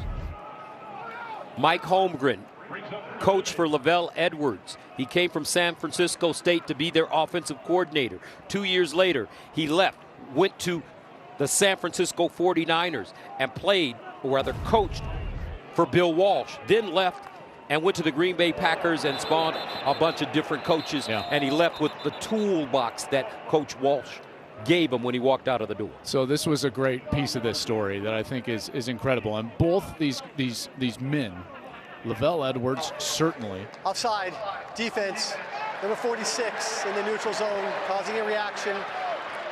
5-yard penalty, still 3rd down. And Bill Walsh, what they were more concerned with was people and legacy and leaving behind what they had built so that others could build on top of that. That's what Lavelle did, and that's what Kalani talks about being the head coach here for BYU. That's what Steve talked about with Bill Walsh. So Bill Walsh in 1987, he retires, and he had boxes of stuff, audio, video, all his game tape, all his game plans, all his installations, and he gave it to those guys that were going to take his torch and move it forward. And they got the torch of the West Coast offense. In many cases, that's what happened with Lavelle Edwards here, and guys like Kyle Whittingham played for and coached under Lavelle, and then he's at Utah now, and Urban Meyer coaches under that, and it just continues and it continues and it continues, and it goes back to these men, Bill, Lavelle, and what they meant to the sport schematically, but also to the people that we now celebrate as the champions and really the titans of the sport that we love in this country. On 3rd and 3, BYU picks it up. It's just a wonderful, almost a poetic story. Coach Edwards would have celebrated his birthday yesterday. And he had a funny sense of humor. I remember reading a quote where he said, you know, they'll never invite us to play in Vegas. And he said, why, Coach? He said, because Cougar fans will go to Vegas with the 10 Commandments and a $50 bill, and they won't break either one of them. First down and 10, BYU. Near side. Caught. Chase Roberts. Again, he's having a wonderful game, along with Keelan, Marion, and Parker Kingston. Oh, man, this is exactly what Sataki wants to see, is that run game leads to pass game. It's what I talked about in the keys, and everything off of play action. That's when Retzloff is at his best. And right there, they just get a little bit of a play fake in the backfield, and they're able to spin Chase Roberts out of the backfield on what I would call the slide route. By the way, guess where the slide route originated? Where? Bill Walsh in the West Coast offense, and he just slides behind the offensive line, and there he is for a completion. First and 10 of the 36. Play fake. Retzlaw all day. Bounces out. On the move. Looks like a catch and a first down, and it is. Beautiful. Number 5, Darius Lassiter. Folks, he's only 6'2". Well, he's 6'2". But they say he has huge mitts, huge hands. Strong hands at the catch point. I think he's an NFL player. I know he had a couple of drops last week. Could have been a monster game. He had a couple of drops. He still went 8 for 121 and a touchdown against Baylor in their last game. And today he's been pretty good. He's got 4 catches now, 48 yards, 12 a pop. First down to the 25.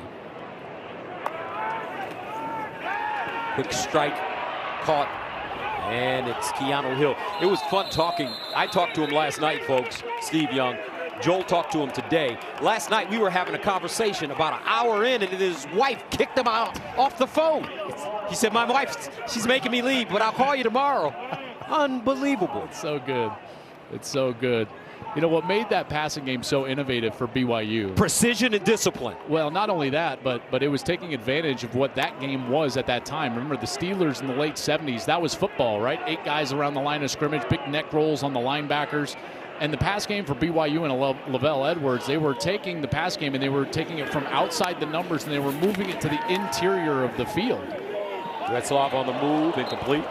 And Gus, here's what I mean by that, is that rather than reading the corners and the safeties all the time, like Terry Bradshaw used to do, throwing it down the field to Lynn Swan and those They read guys, the linebackers. They would read the linebackers, and so they invented concepts that would high-low the linebackers, or they would put the linebackers in conflict. And these guys with neck rolls who just wanted to stop the run and hit fullbacks, they were now in space trying to defend the pass, and they would look around and be like, we don't know how to do this, and their coaches didn't either. And that's why the pass game for BYU was so innovative. 3rd down and 6 at the 21, over the middle, incomplete. Lassiter was open. A lot of hot sauce on that football. And then Bill Walsh comes in, and he puts his spin on it in the West Coast system. There's that hot sauce you're talking about, just through his hands. He's going to want that one back. But then that changed the defense. That's why you see these hybrid linebackers now that are fast, that can cover, even defensive tackles at 315, now running a 4-5. Well, not only that, but they went from single safety defense with 8 guys at the line of scrimmage to 2 safety defense with 7 guys at the line of scrimmage. So it's always been a cat and mouse game going all the way back to the late 70s and early 80s. Farron from 39, and it's good. And that's why we're not seeing the offense in football, the long ball, as much as we have in the past. Would you say? Not right now. You got those 2 safeties. They're always sitting back over the top. I love talking about the schematics of the game. You know, I love talking with Steve about it. And BYU going down the field and getting some points. And then here's the one tree that we didn't even touch on yet. Think about this. Guess who comes along and comes here to study under Lavelle and puts together an offense that has now been probably one of, if not the most successful modern offenses in college Andy football. Reid, right? Mike Leach and Hal Mumme. Wow, that's right. Come to BYU and they study under Lavelle Edwards, and they did something to invent the air raid system. They invented a system that borrowed the passing game from BYU. And was Lavelle Hal Mumme Edwards. here too? not here. Okay. Hal was at Valdosta State with Mike Leach, and those two come up here to learn the passing game from Lavelle Edwards of BYU. And Gus, what they did is they married the passing game with the philosophy of the triple option, that any of the 5 skill position players can hurt you at any given time. Now, what I've read, all of this started with Sid, I want to say Gilman. Is it Gilman? The Chicago Bears quarterback who really was before Lavelle Edwards and Bill Walsh. And he spawned Don Coryell, Al Davis, 2 big-time, offensive-minded, historical figures in the history of the game of American football. Man, it's just, we were talking to Steve last night. He's got to write a book. Yeah, I know. Because he knows the story. He told me this is the first time I've ever really sat down and looked at the entire tree. Yeah. Now, on the Arizona side, you can see that Noah Fafita started out hot, and since it's been those turnovers, that have just derailed this game for Arizona. They were unable to get points in 2 possessions inside the 30, 1 a pick, 1 a 4th down stop, then the turnovers to start this second half, and it's been downhill ever since. 1st and 10 of the 25. Incomplete. That ball looks like it was deflected at the line of scrimmage. Now this BYU team, they told us yesterday, and Jenny and you and I were talking about this, they kept saying, like, hey, this is a special group. We play for each other. We love each other. We love football. Remember Tyler Batty said, guys, you don't understand. Our locker room loves football. And he said, I've never been around a group of guys that loves the game this much. And they play like it, in particular on this defensive side. 2nd and 10 of the 25. Fafita wants to run it. He uses his legs. Crosses the 30. Logan Latui giving chase. Gain of 6. You got a 17-point deficit. Start thinking about how many possessions you have possible if you're Arizona. And now the clock is working against you, so they're going to need to start to play a little bit quicker as far as their tempo between snaps. But it starts with getting first downs. And, hey, when they're in these bunch sets, you've got to watch McMillan now. When they're in these bunch sets, they always try to slip kind of a little delay over the middle. 3rd and 4 at the 31. Fafita looking over the middle. There you have it. It's caught. His tight end, Kean Burnett, tackled by Jacob Robinson. It's a gain of 14 and a 1st down. And they didn't even really defend Burnett. I mean, he was wide open from the get-go. All the attention over that wide receiver side with Tetaroa, and Burnett was wide open. Another Servite high school prospect. 1st and 10 at the 45. Fafita, McMillan, and Burnett, who makes another catch, all coming out of Servite High School, which is in Anaheim. And there's another player, Joel, that came out of Servite that's doing some pretty good things in the Big Ten. And Jacob Manu was on that defense, and Mason Graham was on that team, the great defensive tackle for Michigan. That's a team that, they lost to Modern Day in the championship, but that was basically like a 1 versus 2 in the country type of game. 2nd and 5 at midfield. End of the quarter. And he'll hand it off. Caden Luke, not a lot of room as he goes backwards. And that'll take us to the end of the 3rd. 27-10. Brigham Young.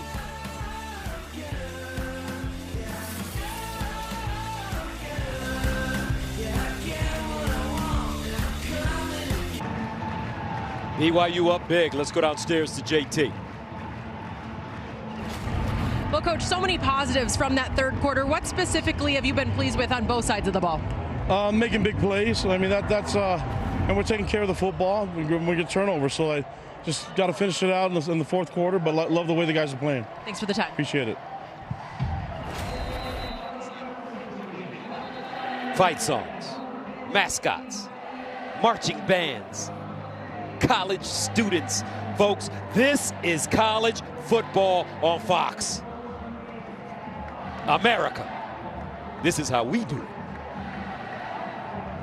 No better place to watch a game than Provo. And the Cougars, undefeated, 5-0, looking to make it 6-0. 3rd down and 7 for Arizona at the 48. Fafita steps up in the pocket, wants to run it.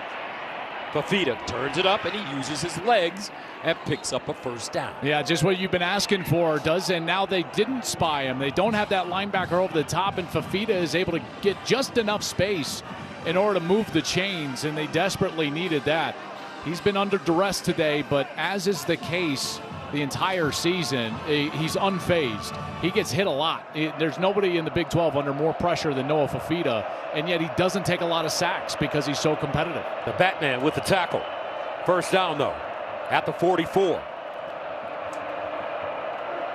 Here's a handoff. Connolly reverses, not a lot, maybe 2. Tyler Batty in on that play as well. Check out this adjustment, Gus. See the linebacker right here? Earlier today, he was getting stuck inside, and they were getting outside of him. But here, he's able to just look at him. He just moves outside. That's a halftime adjustment from Jay Hill. The linebacker on that action, when he gets a puller, he just slides to the outside and prevents Arizona from running that direction. Conley had to take off to the right. Harrison Taggart, 2nd and 8 at the 42. Connolly lines up as a receiver at the bottom of your screen. They look that way, fire that way, and caught. Looks like a 1st down. Wally Conley.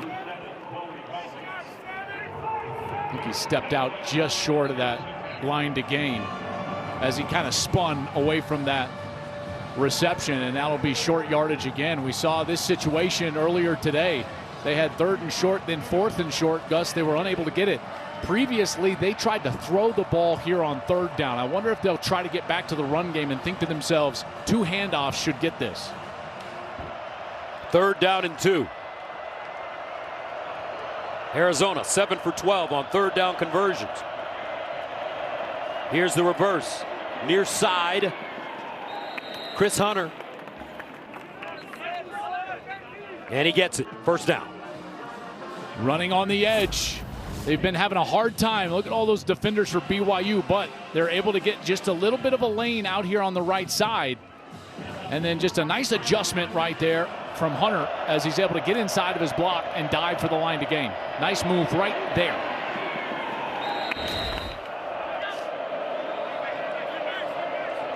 First down at the 33. Noah Fafita, near side, deflected and incomplete. Somebody got a big hand up, and it looks like this time it was Isaiah Banya. 13, Banya working against the tackle. Good rush. He gets right into the face of Fafita McMillan, or excuse me, Noah Fafita, and gets that right hand up there. Banya from Lethbridge, Canada, Boise State transfer. 2nd and 10 at the 33.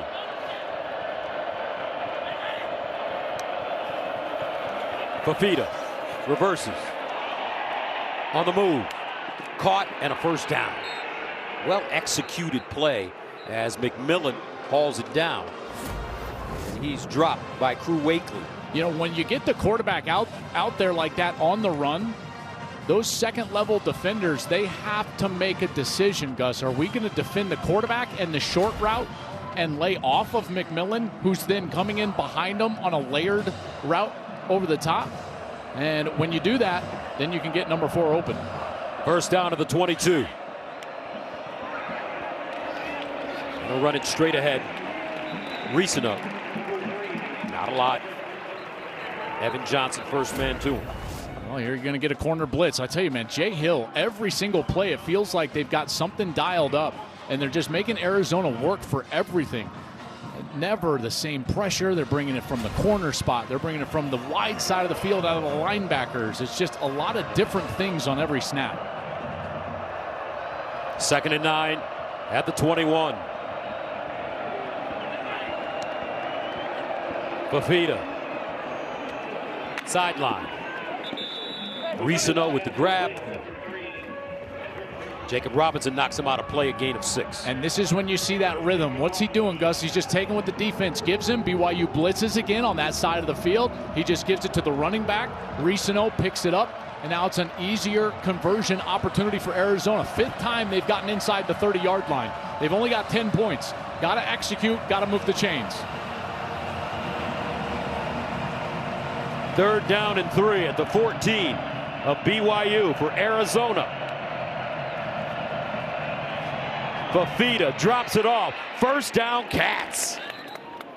Sam Olsen with the catch. And that keeps the chains moving for Zona. I tell you, Isaiah Glasker is going to have a free look at the quarterback right here, but Fafita just pumps him a little bit, and that pump gets him in the air. Fafita is able to just duck down and now get the 1st down. Beautiful job. Quarterback's out there. You get a free runner at you, just pump the ball ever so slightly. Defenders are, as a coach used to tell me, like trained seals. You pump the ball, they'll jump up right in the air for you. 20 of 34, 227, and a touchdown for Fafita. 15th play of the drive. 1st and goal at the 8. Sideline throw. This one caught. Devin Hyatt out of bounds inside the BYU 5. Knocked out of play by Crew Wakely. A gain of 5. Man, Wakely was flying over there. You talk about pursuit from that safety position. I thought Hyatt was going to have a chance to step towards that pylon and get in, and that was closed down by Crew Wakely. These safeties for BYU, Wakely and Tanner Wall, will knock you into tomorrow. 2nd down and goal at the 3. Can Arizona pay it off? Conley, the single setback. Play fake. Fafita in the end zone. Incomplete. That one thrown a little bit high for Devin Hyatt. And that'll bring up 3rd down and goal, and this has to be 4-down territory. I would think. I know that it's 3 possessions, so you could take the 3 now, but they haven't gotten it down here inside the 5 on really any of these possessions. Just to feel good. Man, I would think it's 4-down territory. We'll see. A sack would take them out of that, obviously. You know, they've been better when Fafita has been outside of the pocket, Gus. Do they get him outside of the pocket here, maybe on the move towards the right? Using his legs, it could be effective. 17th play of the drive coming up. 3rd down and goal at the 3. Fafita, here comes the pressure. Fafita rolling out. Fafita backs it up. Off his back foot, incomplete. That'll bring up 4th down and goal. And the field goal unit has not come on the field as of yet. I think they're going to jog out now, and he's going to take the 3. Try to get the points right now. 3 possessions. Take the field goal. Feel good about the offensive series. So Tyler Loop, good today from 47 yards. This one from 21 yards away.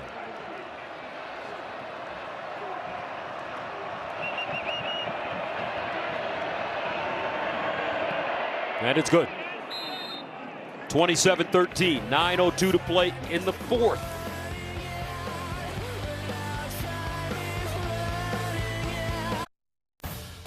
Fox College Football is sponsored by Pacific Life, creating financial security for nearly 160 years. Tyler Loop makes it a 27-13 game. He's the kicker for Arizona. He's the kind of guy that the Raiders might draft. Remember, the Raiders have drafted 2 kickers in the 1st round. Ray Guy, the Hall of Famer. Sebastian Janikowski drafted in 2000, 17th overall. He had an illustrious career. This kid's got an incredible leg. Just listen to the sound of the ball when it comes off of his foot. Folks, they say he can kick at 70, 75 yards, especially here in high altitude.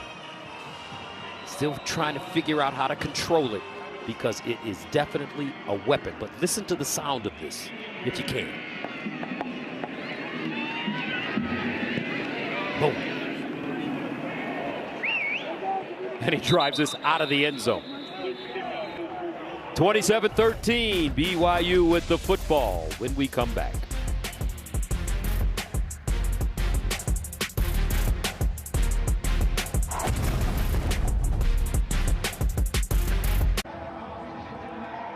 Pacific Life Game Summary sponsored by Pacific Life, creating financial security for nearly 160 years. Well, this was the first play of the 2nd half for Arizona. And Jacob Robinson with the tip pick. They set up the offense inside the 10-yard line.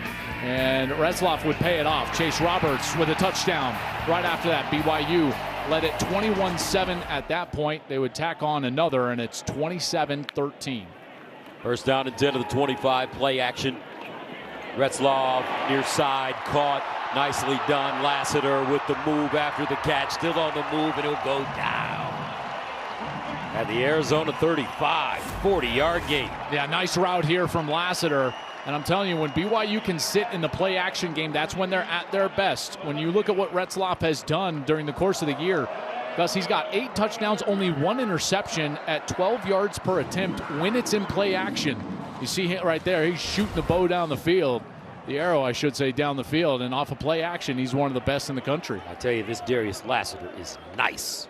What a player. First and 10 at the 37. Retzlaff. He'll hand it off. Not a lot this time for Ropati. Let's go downstairs and check in with Jen. Well, there was a big question coming into this game how BYU center Bruce Mitchell would perform his first start. Well, we got to give a little credit to the injured center, Connor Pay. He and Mitchell watched so much film this week. Now, he told me before the game, my goal today is to be a coach and motivator. You see him there. He's obviously giving everyone some love, including Coach going into the locker room. They have been working one-on-one every single moment they can. He's got to be proud of what Bruce Mitchell has done today. Thank you very much, Dan. It's just nice to be around offensive linemen, folks. They're the foundation of every team. And they're jolly, and they're humble, they're unselfish. Tell you what, BYU has 2 basketball players that are playing on the offensive line, a 6'9" and a 6'8". Yeah, they are tall on the edge. Left tackle and right tackle, Etienne, 76. He's from New Orleans. Braden Keim on the other side.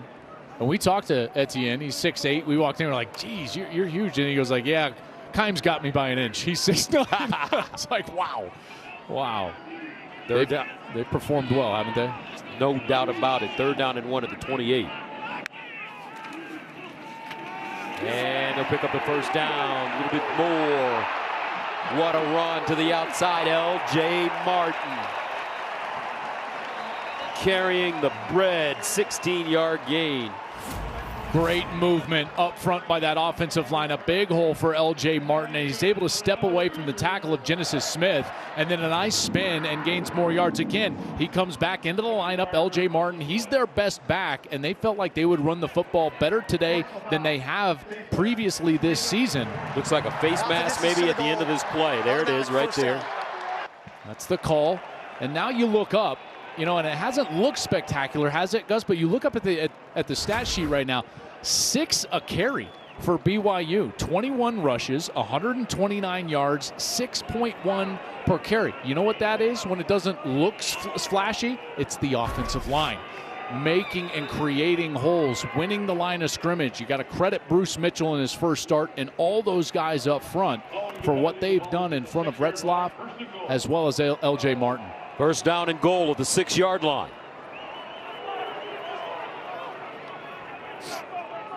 Let's see if they run Etienne's way, which is left. No, they run right. A little slip. Did they get in? Marion? No, he didn't. No signal. So it looks like he's down inside the 1. Keelan Marion. Someone needs to tell him his foot is not the football. Watch this. So he's going towards the pylon, and he's like, oh, let me get inside the... No, see, that doesn't count. The football needs to go over the pylon, not the left shoe. Marion thought that would be an optical illusion to the officials. Didn't work. He's like, I got in. I got in. Some part of it. 2nd down and goal at the 1. More importantly, look at the clock that they've been able to burn on this series. 4 on the play clock. Looks like BYU will take a timeout, and they do. Kalani Sitake will huddle his guys up on the sideline, up 27-13, and ready to punch it in.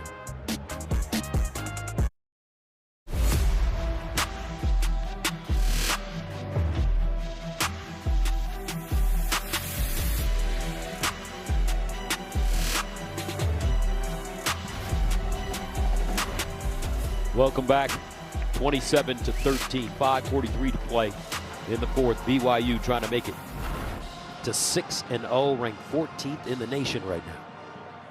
And they're facing a second down and goal at the 1. Bunch formation. Straight ahead handoff, touchdown Cougs. L.J. Martin.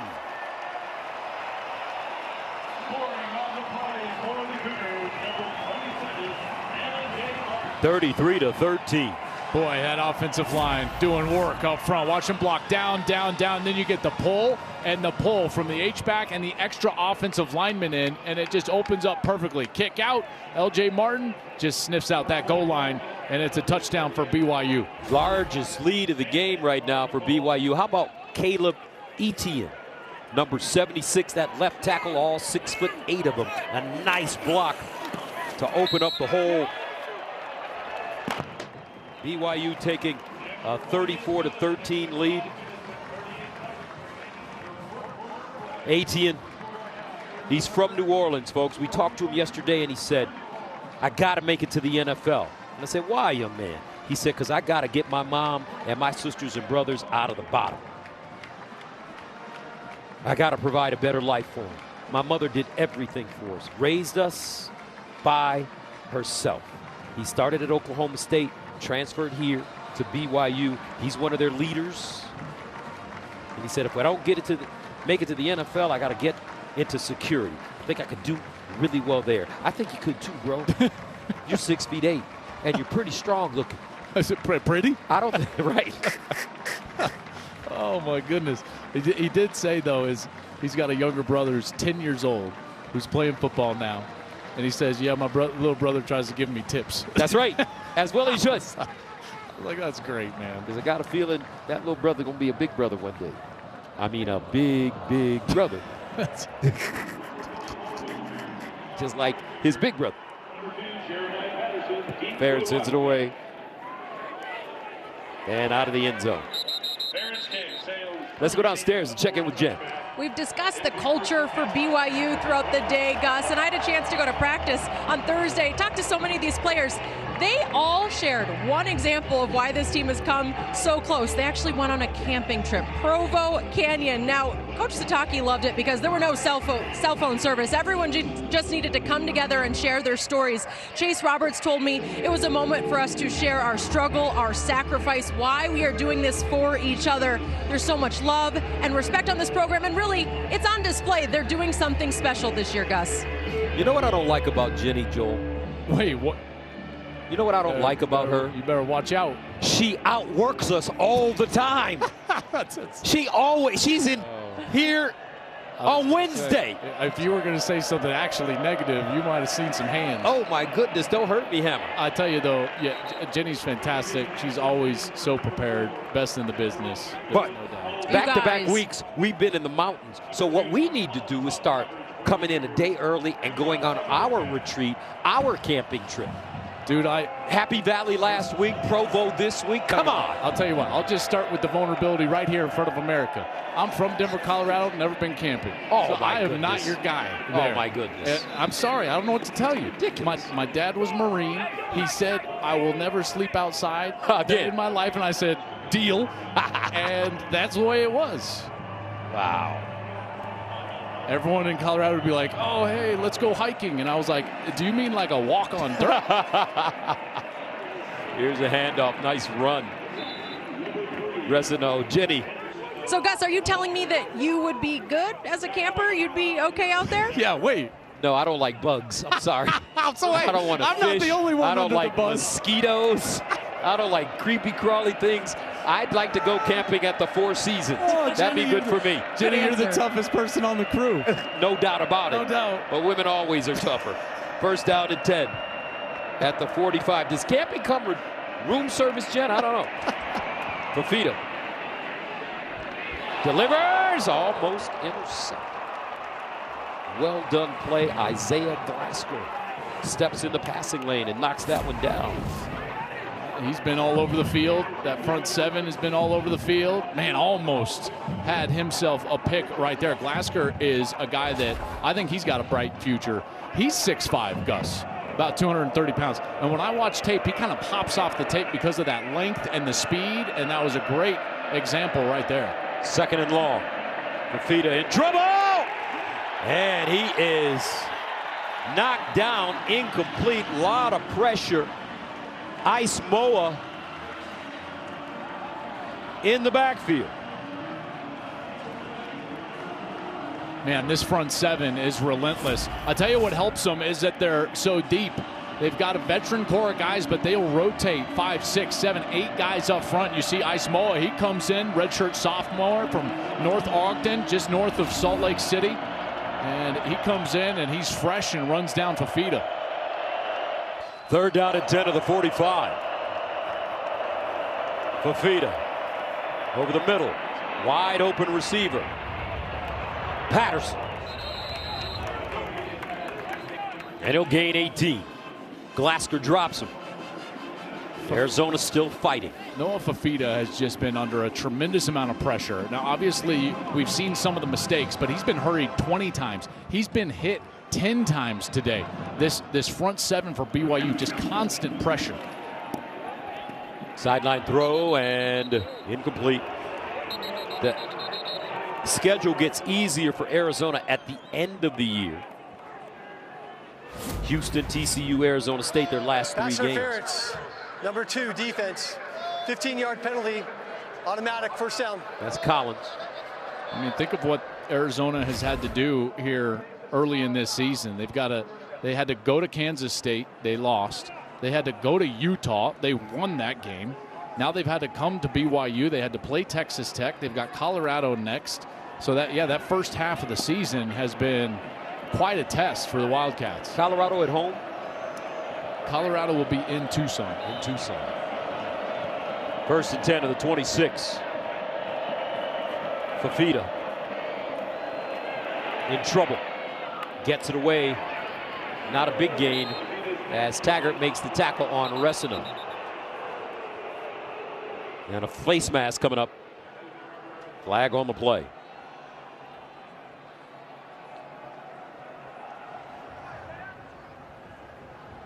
BYU with 10 quarterback hits today. Ooh. Man. As Keith Jackson would say, these young men. Personal foul. Face mask. Defense, number 19. Half the distance to the goal. Automatic 1st down. These young men are made of rubber and steel. Well, let's see. We're sitting here. 47. The number was right above that.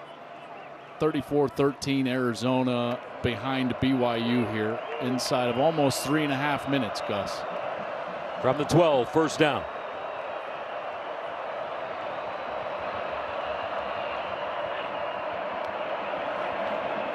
Fafita.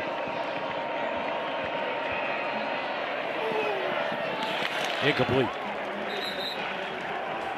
Great coverage down the field. BYU runs a lot of man coverage, and we talked about Jay Hill a little bit earlier, the defensive coordinator, and he said that what has paid off for this group is, one, their buy-in, but two, that they're veteran. They've been in this defense now for 2 years. It allows him to do a lot of different things, and we've seen that pay off because they're constantly using different styles of pressure. They can play man coverage in the back end, and it's very confusing for the quarterback. 2nd and 10 at the 12-yard line. They'll stay on the ground this time. Conley, and he'll get a 1st down inside the 1-yard line. Now the 6th time Arizona has been inside the 30. They've only got the 13 points. Quickly to the line of scrimmage, 1st and goal. They say at the 2. Here's another run and a touchdown for the Cats. Quali Conley gets in the end zone. 34-19. 2:58 to play in the 4th. They'll go for 2 right here. And then with the 2-minute timeout and the 3 timeouts, Arizona trying to just squeeze as many possessions as they could possibly get, looking at maybe an onside at some point here.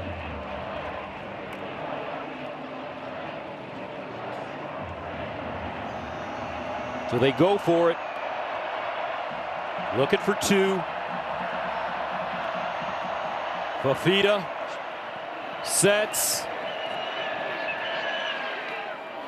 Caught in the back of the end zone. BYU says no. And that was Lamonius Craig.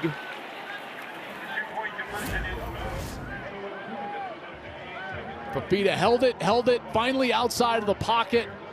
Lamonius Craig gets that foot down, but didn't quite have control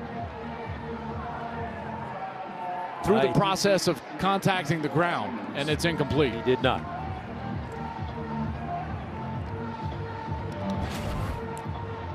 Well, it's a primetime showdown on Fox College Football Friday. Heisman contender Dylan Gabriel leads third-ranked Oregon against Purdue. It all kicks off Friday night at 8 Eastern on Fox. Oregon with a huge win today against the world-famous number 2 ranked Ohio State Buckeyes. Who do you like in that game? I kind of like Ohio State in that game. You know, Oregon has they have not been very consistent on offense. Ohio State, I don't even think has shown third gear of what they could do. They're so talented. Defensively, they're strong. Being on the road is going to be tough. At Autzen Stadium, you know, is going to be crazy. But and you know what? You know what the fact is about Autzen Stadium? It never rains at Autzen Stadium in Eugene, Oregon. Going to have to get an onside here. And they will not get it as BYU covers it up. Lassiter, flag on the play out.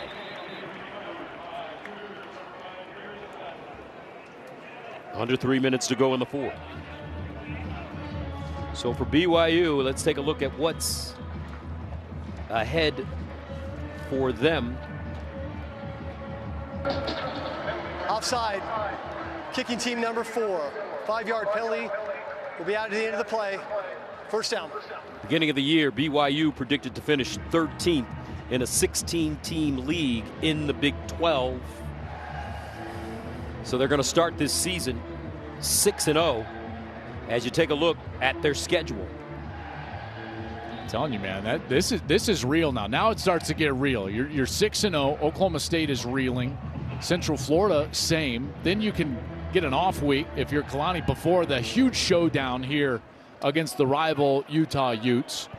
Kansas is not what we have expected them to be. I think what becomes the most difficult test then is obviously at Utah and at Arizona State. Here's a big run. Oh, ball. Ball's out. Ropati. And Arizona says they have the football. Wow. Well, hold on a second now, because there is enough time here, and that's a clean punch out right there by the safety. Genesis Smith does a great job punching that ball out.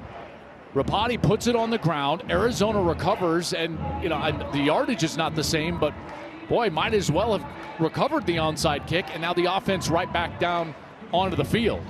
Arizona still has their timeouts left. They've got the 2-minute timeout. So 4 chances to stop the clock here in a 2-possession game. This is when you've got to, as a play caller and a quarterback, you've got to understand at what point is kind of drop dead for going in there and trying to get the score. You got to put a marker out there. They got to score with about 1:20, 1:15 left. Fafita checks it down to Conley. It'll get out of bounds. 34-19. First turnover of the game for BYU. I think it would be a mistake for BYU to start playing safe coverage. I know it's a 2-possession game, but what has worked for them is pressuring the quarterback, playing tight coverage, and you'll see a pressure right here.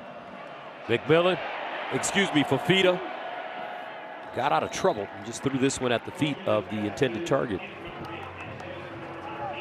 That's Devin Hyatt. And Jay Hill was thinking the exact same thing I was thinking is, hey, don't go away from what got you here, and that was a pressure, and so they were able to bring a pressure right here from the short side. That was number 2, Mark Collins, the corner, and that's why Noah Fafita had to pull that ball down, and now Collins will exit the field. 3rd down and 6.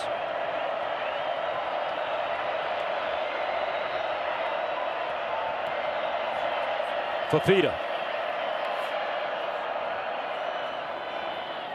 And he'll just step out of bounds at the line of scrimmage. Secondary has done a nice job today for BYU. Just not space to throw the football. McMillan is having a hard time getting open. They've got him double covered. There's someone on top of number 4 at all times. They don't consistently have somebody else that can win and create space against man coverage, and you wind up in these 4th down situations. And we're going to get a timeout here, or excuse me, a 2-minute timeout. 34-19, back to Provo in a moment.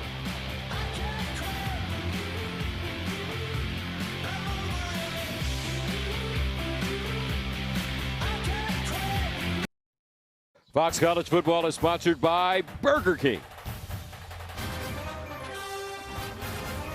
Fox College Football, sponsored by Geico. Get more with Geico. 2 minutes remaining in the 4th quarter. BYU trying to hold on to this lead, 34-19. Arizona refusing to die. 4th down and 6 at the 36.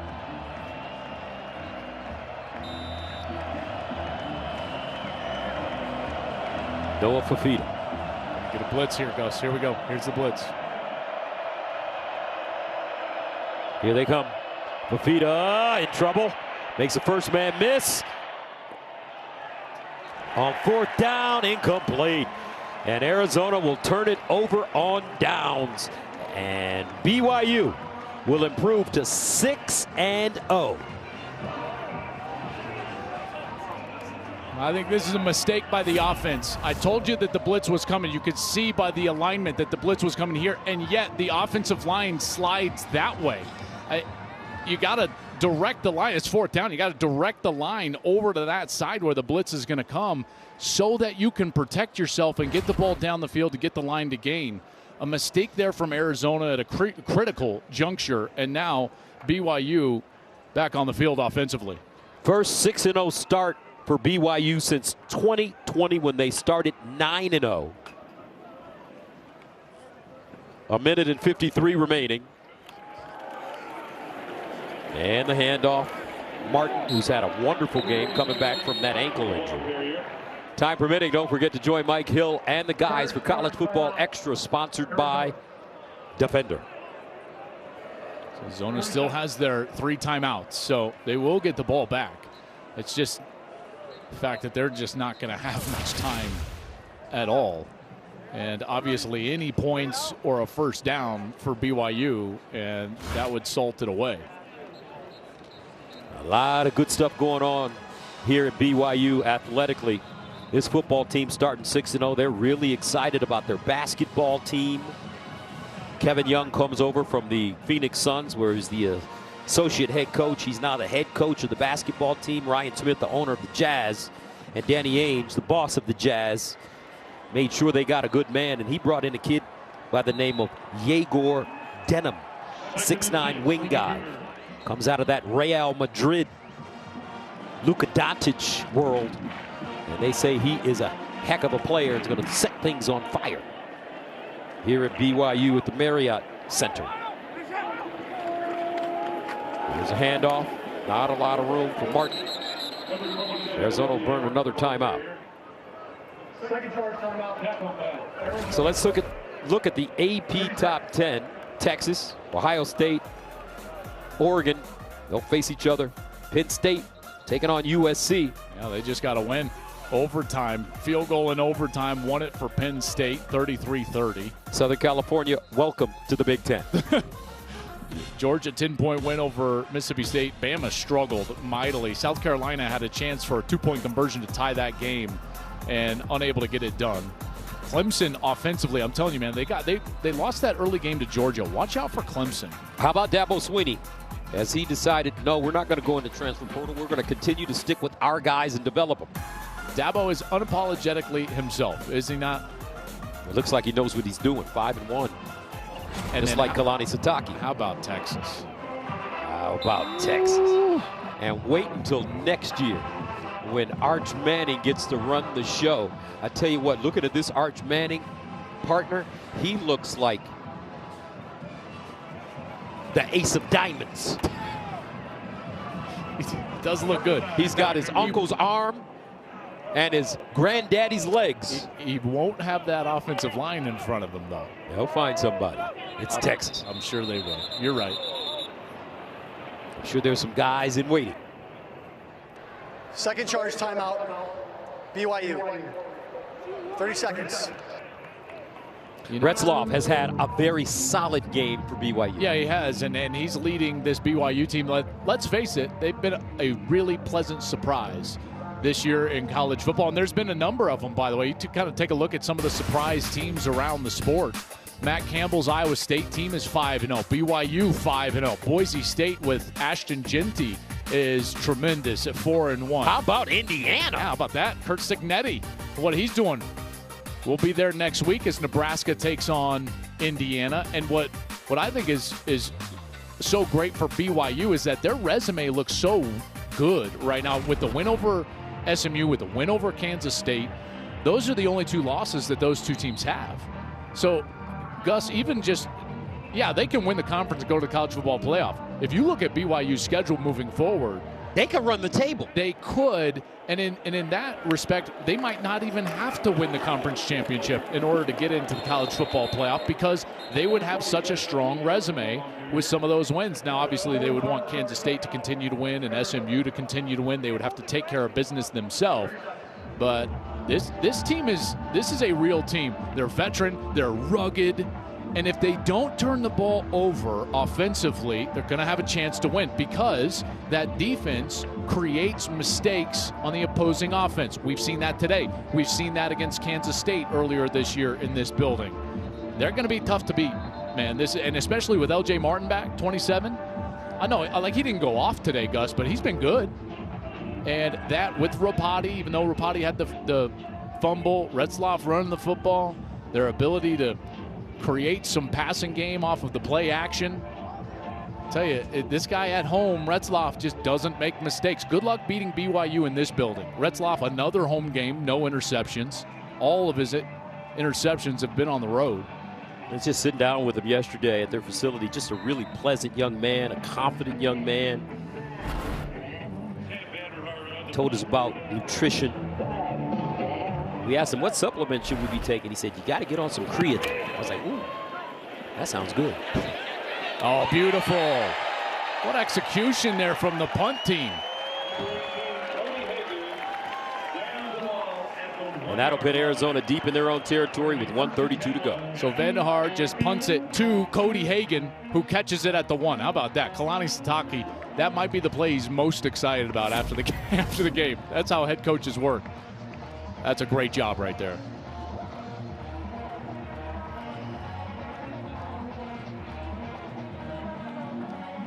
Kalani Sitake turned 49 years old this week. And after that 5-7 season a year ago,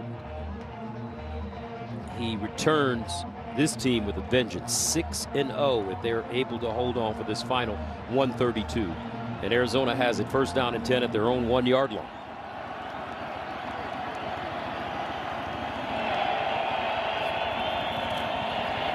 They'll throw it. Oh, Fafita. Did he step out of the back of the end zone? No, he didn't. No flag. Looks like his foot was close. Rest easy, Dan Orlovsky. No one's joining you. Almost. We almost had an Orlovsky here in Provo.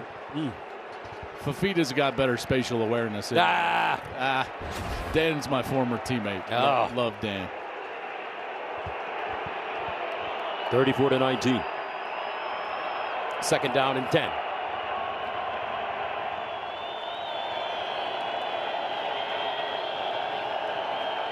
Fafita. Hit as he throws and incomplete. Jeez, man, he is taking huge hits. I mean, you do not want to be taking these types of hits. That's the Batman again getting into the backfield. Tyler Batty. 13 hits today. Man. And he's running full speed, Joe. That is, I can just tell you from experience, that is miserable. Hot tub tomorrow? Cold tub, hot tub, icy hot, all of it. 3rd down and 10. Fafita. Airs it out. Sideline throw and incomplete. No flag on the play. This one intended for Hunter. I will give Noah Fafita this, Gus. And his coaches will tell us this, and I believe it. This guy is a tremendous human being. I've never once today, with all the cameras we have, never once have you seen him gripe at his offensive line. I've never seen him turn around, yell at a teammate with all this pressure around him. He just gets back up and leads his team. He's a tremendous human, and that's one of the reasons why his teammates love him. 4th down and 10 at the 1 for Arizona.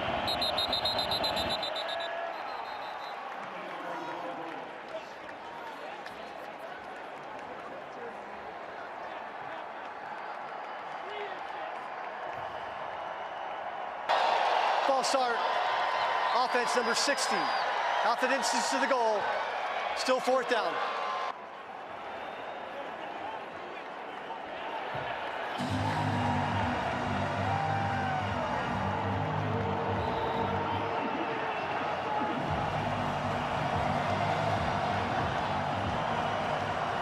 Fourth down and 10. Maybe the final play for this Arizona Wildcat offense. Fafita steps up. Fafita hit as he throws and intercepted. Glasgow, touchdown BYU! Exclamation point.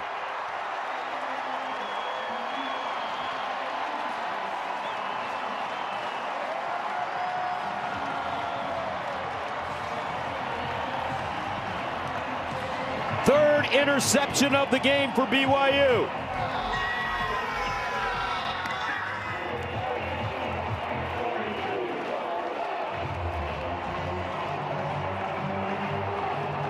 Fitting the defense ends this half with an exclamation point like that with another turnover. This defense has been stifling. They have played terrific football, given up a few yards here and there, but my goodness, when they need to make a play, they have made it. 41-19. What a start to the season. Something very special brewing here in Provo, in the shadows of the Wasatch Mountains, the western edge of the Rocky Mountains. Kalani Sitake's team, perfect so far, and they're 102 away from win number 6. Gonna be a tough team to beat. Tell you what, confidence. Yeah, they're confident, they're tough. Kalani's doing a heck of a job. They are together. They've got the culture. They've got veterans, playmakers, getting healthier. They did this with a patchwork offensive line now today. You might be looking at the favorite in the Big 12 Conference right here. It's open. It's up for grabs. And BYU is right there. Man, I tell you, man, I love this expanded playoff, Gus. It's going to be fun. It just makes everything so much more real, you know? It makes it alive. College football is alive. You're sitting in Provo and Kalani Sitake and his bunch alive for it all. You know, like we're talking about everything here. That's what I love about college football this year, is it is real for all these people in the stands, for those players on the sidelines and their coaches. I love it. Sometimes they get it right. Hey, man, few and far between. And we'll hear more about that on the Joel Klatt Show, the Joel Klatt Podcast. Inside the Huddle, what else you got, buddy? Howard Stern over here, sitting next to me, this guy, king of all media. Man, I'll tell you what. 41-19. There's a Batman, Tyler Batty, 25 years old. He said, everybody's saying when we come back from our mission, we're older. But when I came back from my mission in Madrid, of all places, he wasn't in a third world country digging ditches and building bridges. He was proselytizing in Madrid. He said, I was 30 pounds lighter. Yeah. I had a penciled neck. He said it was difficult. Now, I don't believe that when he's lined up against a 19-year-old or 20-year-old that guy's going to care. It's like, hey, man, you're 25, right? Love this guy. Dad was a cowboy, is a cowboy, grew up riding horses. They say he said his first picture of being on a horse, he was was it 2 years old? Yeah, There's 2 Dad. years old. That's Dad. His name's Lane. He said, my dad's name is Lane. And I was like, oh, yeah, he's a Cowboy. That's right. 55 seconds. Here's a handoff as Arizona throws up the white flag. They'll get out of bounds and stop the clock after first down. A 14-yard gain. Up next for the Cats, Colorado at home. Followed by West Virginia at home.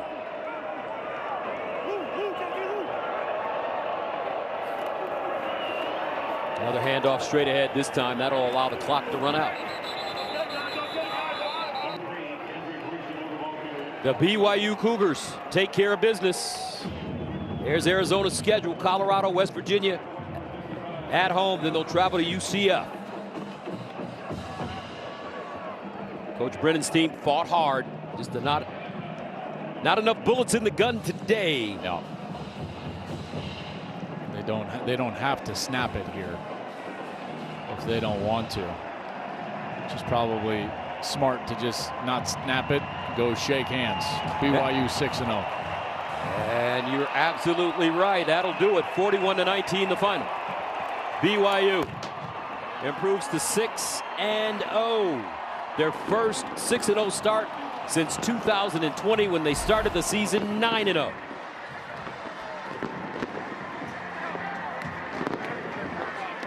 Jake Retzlaff, solid, a leader. But this defense for BYU, Joel, it was really the difference today. Yeah, it really was. And